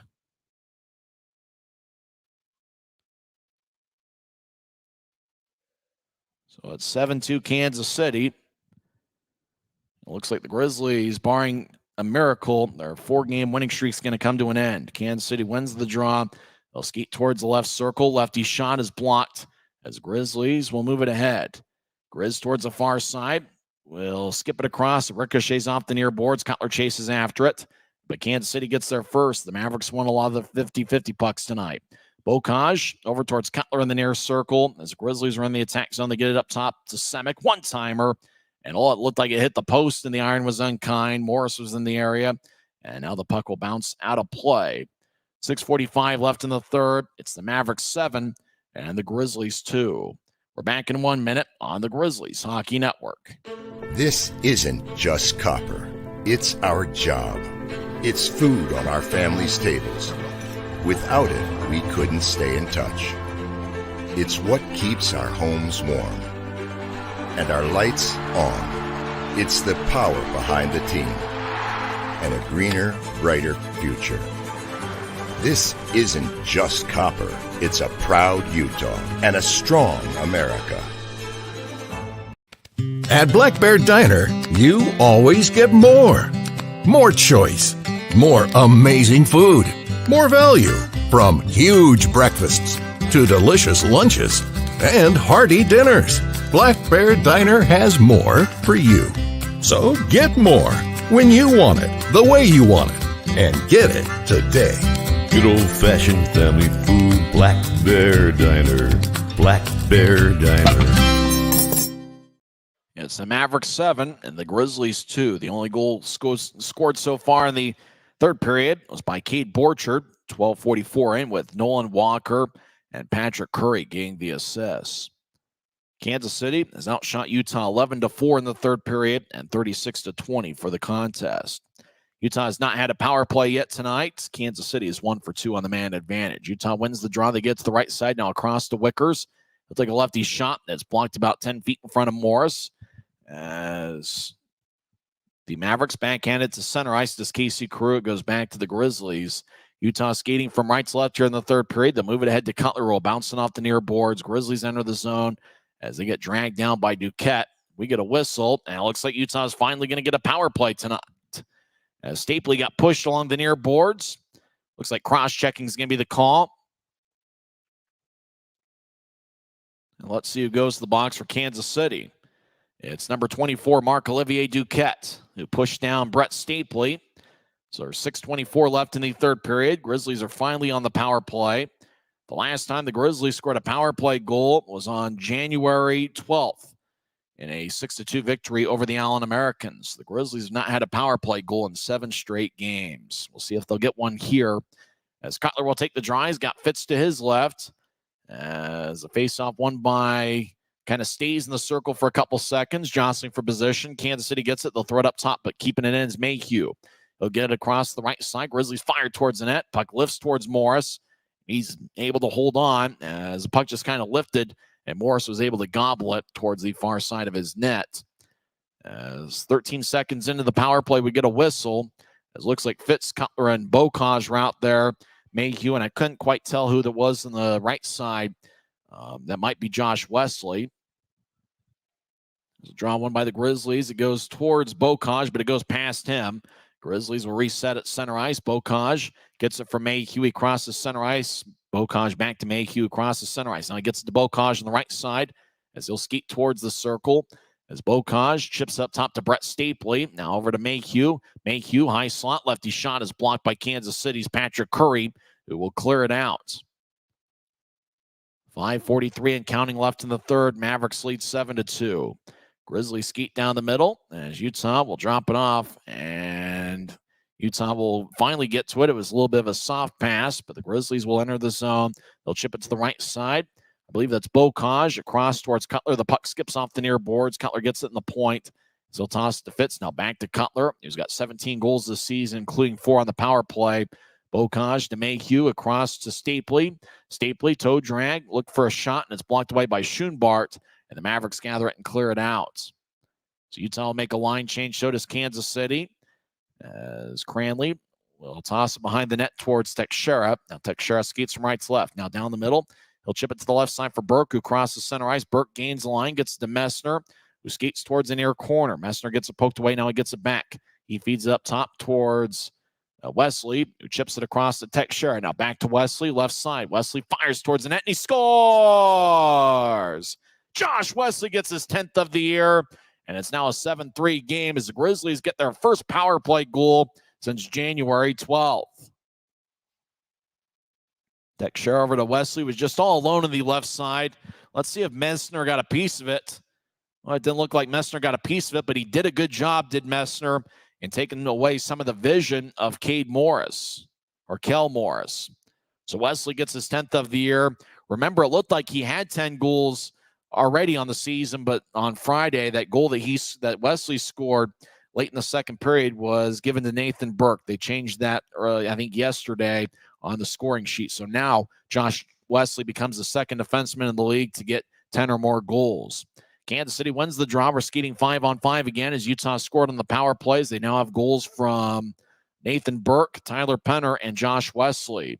Mavericks deep in their own zone, in the Grizzlies zone, as Kansas City is in the attack zone, skating from left to right. As Hayhurst is being shadowed by a Grizzly player. Hayhurst gets to the right circle. As Kansas City gets cut off as Wesley takes the puck behind Cranley's net and throws it towards the far side for Berg as the tap off his stick.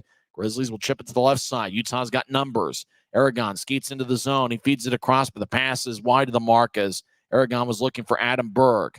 Now Kansas City skates back in as Hayhurst drops it off right side. Shot and a score. As Jeremy McKenna completes the hat trick. He scored from the right side, stick side past Cranley, and it's now an 8-3 game.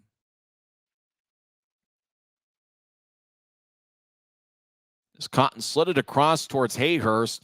Hayhurst dropped it off for McKenna, and McKenna fired away. It looked like he went stick side past Cranley.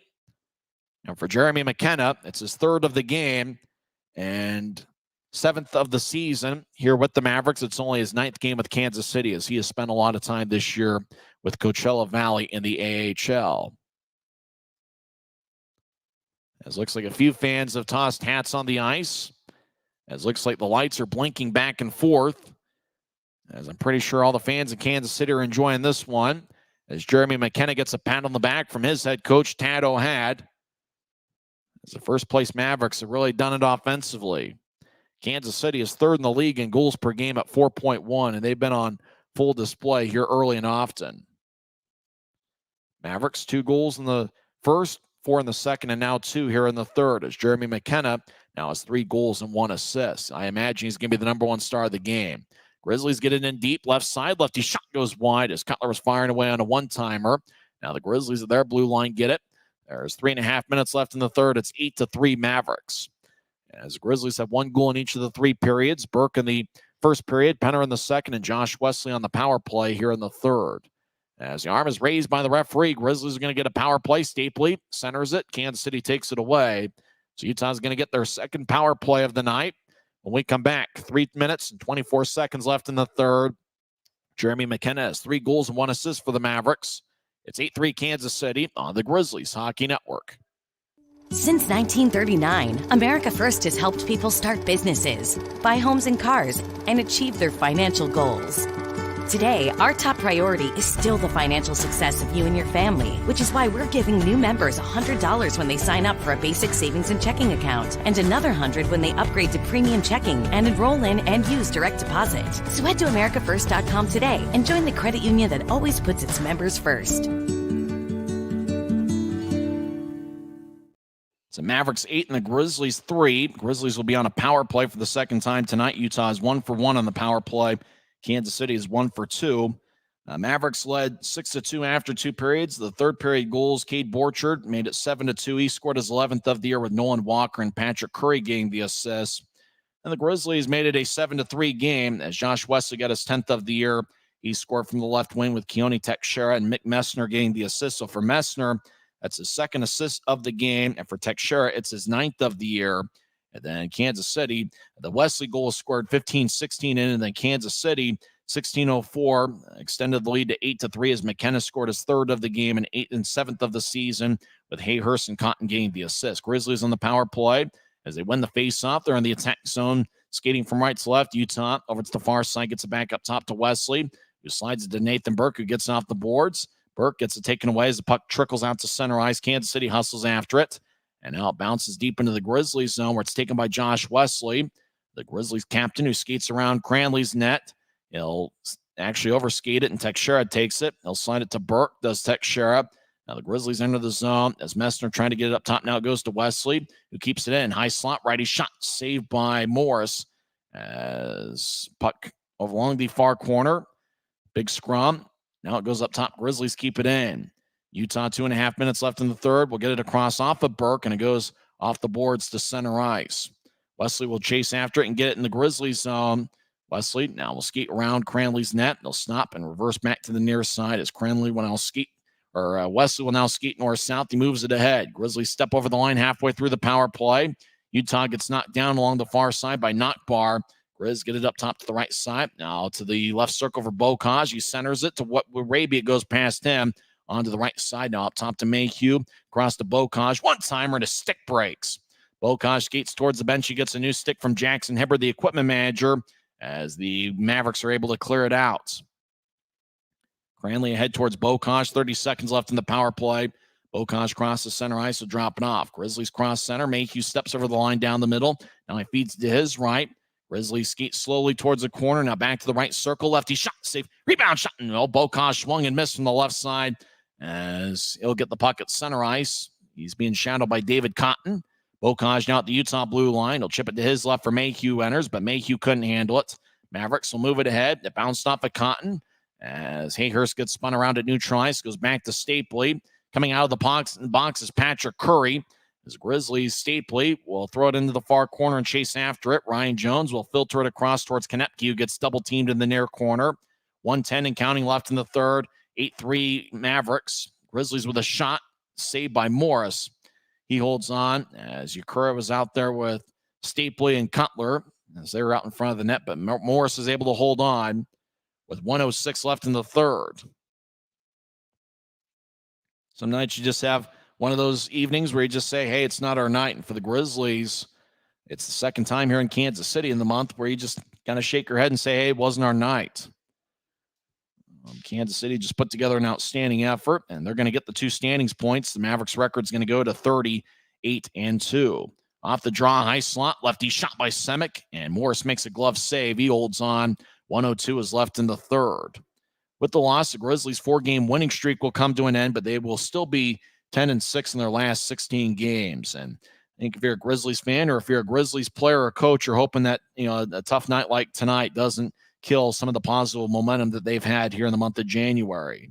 Kansas City wins the draw. They get to center ice. Knockbar lifts it in as Semick chases after it. He's in the far side. Now he'll push it ahead. Grizzlies will slide it to center ice, but couldn't quite reach it and couldn't chase it down either as the Mavericks in their own zone with 40 seconds left.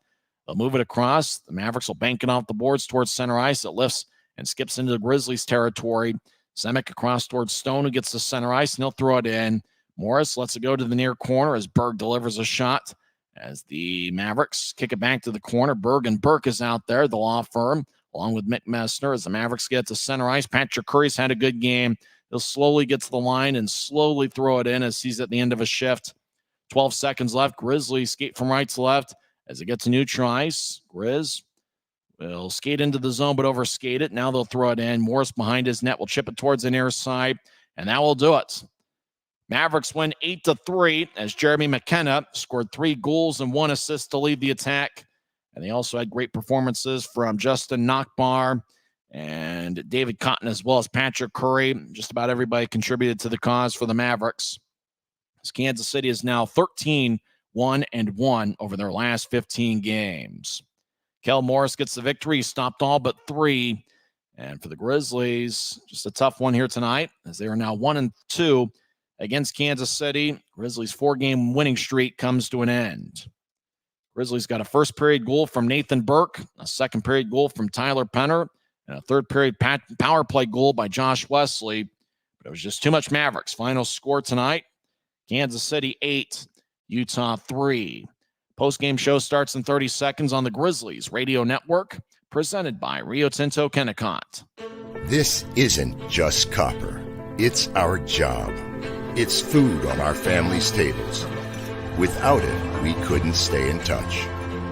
It's what keeps our homes warm and our lights on. It's the power behind the team and a greener, brighter future. This isn't just copper. It's a proud Utah and a strong America. Final score, Kansas City 8, Utah 3, as the Mavericks had 2 goals in the first, 4 in the second, and 2 more in the third. For the Grizzlies, they had a picket fence at 1 goal in the first, 1 in the second, and 1 in the third. Mavericks scored the first 2 goals of the night. Jeremy McKenna got his first of 3 on the evening. 4:45 into the first, it was a power play goal. Patrick Curry and Cole Koski with the assists. Both teams went 1 for 2 on the power play tonight. Mavericks took a 1-0 lead, 4:45 in. 2 minutes and 10 seconds later, it was Justin Knockbar making it a 2-0 game, with Casey Carew and David Cotton getting the assists. Grizzlies got on the board late in the first period. Nathan Burke got his 13th of the year on a crafty backhand shot that got past Kel Morris, with Mick Messner getting the first of 2 assists on the night. Kansas City led 2-1 after 1 period. The Mavericks outshot the Grizzlies 10-7 in the first period. In the second frame, it was all Mavericks. 5:35 into the second, Jacob Hayhurst made it a 3-1 game. He got his 18th of the year. Nate Konepke and Jeremy McKenna with the assists. Then less than a minute later, 6:15 in, it was Jake Jaremko, not to be confused with former NBA player Jonas Jaremko. He got his 8th of the year. Carew and Knockbar with the assists. And with that, Dante Januzzi was pulled in favor of Will Cranley. Januzzi stopped 13 of 17 in the first 26 minutes and 13 seconds of regulation. Will Cranley saved 16 of 20 in the final 33-plus minutes of play. Mavericks extended the lead to 5-1 as Patrick Curry scored unassisted, 11:33 in. Kansas City made it a 6-1 game as McKenna got a second of the night, 17:56 in, with Hayhurst and Konepke gained the assists. Utah scored in the final minute of the second period as Kyle Mayhew took a shot from the left point, then it bounced off multiple sticks and just kind of filtered its way onto Tyler Penner, who got the puck. Penner kind of fanned on it the first time, but stuck with it, and his second shot bounced into the back of the net. I think it ricocheted off the Mavericks stick. We didn't get more than one replay to look at it. But Penner, who's been outstanding in the month of January, distributing the puck, has a goal in 3 of his last 4 games. As Penner got his 7th goal of the season, with Kyle Mayhew getting his 18th assist. Kansas City led 6-2 after 2 periods. Mavericks extended the lead as Don't Call Me Curtis Borchard scored 12:44 in. Curtis Borchard was the 19th overall pick in the 2002 NBA draft by the Utah Jazz. And when you look at the box score and they just have the first name with the abbreviation, you see C. Borchard on it. First thing I think of is Curtis Borchard, former Jazz pick who had a tough time staying healthy. He played his college basketball at the University of Stanford, fun fact, or I think it's Stanford University. I'm not sure. I wasn't smart enough to go to Stanford or really any university for that matter. Borchard scored 12:44 in, with Walker and Curry getting the assist. That made it a 7-2 Kansas City lead. Grizzlies got their first power play of the game after Marc-Olivier Duquette got a cross-checking minor, 13:36 in. It was late in the power play. 20 seconds were left in the man advantage when Josh Wesley scored from the left side, with Keone Teixeira and Mick Messner getting the assists. Remember, Wesley on Saturday, it looked like he had scored his 10th of the year, but remember that goal that he scored very late on Friday's game in the second period. They had changed the scoring on that, and they say that Nathan Burke got a piece of it, and so Burke got the goal. And so Wesley's goal on Saturday was just the 9th of the year. And tonight, Josh Wesley gets his 10th of the season, which means he's the second defenseman in the league to have 10 or more goals on the season. So Wesley gets the goals 15-16 into the third. Less than a minute later, though, Kansas City got their 8th and final goal of the game as Jeremy McKenna scored his third of the game, 16:04 in. It was on the play from the right side, and McKenna just went stick side past Cranley. Hayhurst and Cotton got the assists. So 8-3 Kansas City, and they just kind of cruised to victory from there. McKenna led the way with 3 goals and 1 assist. Patrick Curry and Jacob Hayhurst each had 1 goal and 2 assists. Justin Nockbar had 1 goal and 1 assist. A few Mavericks had 2 assists, including Nate Konepke and David Cotton. Carew also had 2 assists. It was just too much Mavericks. Ryan Jones didn't have a point, but he was a +4. Nate Konepke and David Cotton were also a +4 for Kansas City, and Hayhurst was a +3 with 1 goal and 2 assists mixed into his night. For the Grizzlies, it's another 2-assist game for Mick Messner. That's his third 2-assist game in the last 4 that he has played. Remember, he had 2 different 2-assist games in the Rapid City series. And so for Messner, that's his third multiple-point game here in his last 4 contests. And Messner is now tied for second on the club, or maybe tied for third in the club with 6 multiple-point games. Cole Gallant, it was a scratch for the first time all season. Gallant with an upper body injury. And Grizzlies certainly missed the speed and playmaking ability of him. Gallant and Brett Stapley each are tied for the club lead with 8 multiple-point games. Messner is now tied with Brandon Cutler for multiple-point contests on the season with 6. So Messner ended up with 2 goals or 2 assists. Grizzlies, as we mentioned before, got a first-period goal from Nathan Burke, a second-period goal from Tyler Penner, and a third-period goal from Josh Wesley. But it was just all Mavericks tonight as they come away with an 8-3 victory. It was the only game being played in the league here tonight. There were 2 NHL games. Last time we checked, it was scoreless after 2 periods between Columbus and St. Louis. It looks like Columbus scored a third-period goal, and they defeat St. Louis 1-0. The Kansas City Mavericks NHL affiliate, the Seattle Kraken, will take on San Jose in a couple minutes over from that game's going to be played in San Jose, as Kraken are a heavy favorite there. The Grizzlies NHL affiliate, the Colorado Avalanche, is not in action tonight. The Avalanche will next hit the ice on, let's see, it looks like they're off Thursday. It looks like the Avalanche don't play again until, well, I'm not even sure they play on Friday either. It looks like, it looks like Colorado is off for quite a bit. And, the Colorado Avalanche, Grizzlies NHL affiliate. In fact, this is the 6th season that the Grizzlies have been affiliated with the Colorado Avalanche, and it's certainly been a good partnership. Well, sometimes you just have a night and you just say, hey, that wasn't our night. And for the Grizzlies, you can just kind of shake your head and say, hey, it wasn't our night. Really, what you hope for is the Grizzlies really have played good hockey in the month of January. Despite the loss to end the 4-game winning streak, the Grizzlies are still 10-6 in their last 16 games. And so really, if you're a Grizzlies fan, you hope that, tonight's tough loss doesn't shake away some of the momentum that Utah has had, with the good hockey that they have played. And particularly, even though the third period was a little bit rough for the Grizzlies, I mean, obviously that was a key to their 4-game winning streak. You hope the Grizzlies can just find a way to bounce back in Tulsa against a pretty good Oiler team. In fact, Tulsa this season at home has a record of 13-8-2. So it'll be an interesting set over at BOK Center. I wish we can take this camera crew who was outstanding in Kansas City tonight. They gave me a fighting chance to put together a decent broadcast. So I think the Kansas City people, Tulsa traditionally has been a different story. We're just going to have to do the best we can with what we're given there. But it should be an interesting series nonetheless. Remember, Friday and Saturday nights in Tulsa are going to be 6:05 face-offs. That's 6:05 Mountain Time Zone, 7:05 locally in Tulsa. And Sunday is going to be a 3:05 start to end the series. So it'll be 3 games in 3 days, a baseball-style weekend set against the Kansas City Mavericks. 3 stars of the game. Jacob Hayhurst is the 3rd star. He had 1 goal and 2 assists, and he was a +3. He only had 1 shot, but the 1 shot found the back of the net. He's the third star. Patrick Curry is the second star. He had 1 goal and 2 assists and was a +2.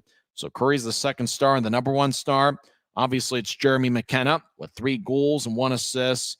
He led skaters on both teams with 8 shots, and he was a +2. For the Grizzlies, Brandon Cutler led the way with 6 shots, which isn't really that much of a surprise considering that Cutler leads the Grizzlies in shots on goal this season. Cutler came into play having taken 145 shots, and so with the 6 that he took tonight, he now leads the Grizzlies with 151 shots on goal. But unfortunately, Cutler didn't get a point, which ended his 4-game point-scoring streak. Tyler Penner did get a point with a goal late in the second period, which means that Penner now has a point in 5 straight games. Let's see the other point streaks going on. Alex Bocaj's 3-game point streak came to an end. Nathan Burke, though, with the first period goal, his point streak extends to 3 games. Josh Wesley now has a 3-game goal-scoring streak. Well, he did at one point, but I guess, it's now a 2-game goal streak as we'd mentioned a couple times that the goal that he had scored on Friday has been changed and has now been given to Nathan Burke. Well, I'll wrap things up here from Maverick Center as we're hanging out in the Grizz Cave. Utah fell 8-3 to Kansas City. Remember, the Grizzlies will have 3 more games in Kansas City this season. It'll be a 3-game set in late February, and that's going to be on February 23rd, 24th, and 25th. Remember, the Grizzlies have 3 more road games. That's that set against Tulsa that begins on Friday night at 6:05. Grizzlies' next home game will be on Friday, February 9th. It's going to be an AFCU Friday as Utah takes on Idaho. And remember, the other 3 home games for the Grizzlies in February will be a 3-game set against the Wheeling Nailers. Wheeling forward Jordan Martell is the reigning league player of the week, and he'll make his return trip to Maverick Center for that series. Remember, it's going to be February 16th and 17th at 7:10 against Wheeling, and February 19th, which is a Monday, that'll be a 3:10 start. And it'll be the first ever visit for the Wheeling Nailers to the Salt Lake Valley. So certainly it's a lot of fun to see some new teams make their way to Maverick Center, and it'll be fun for the first time seeing the Wheeling Nailers in person in the Salt Lake Valley.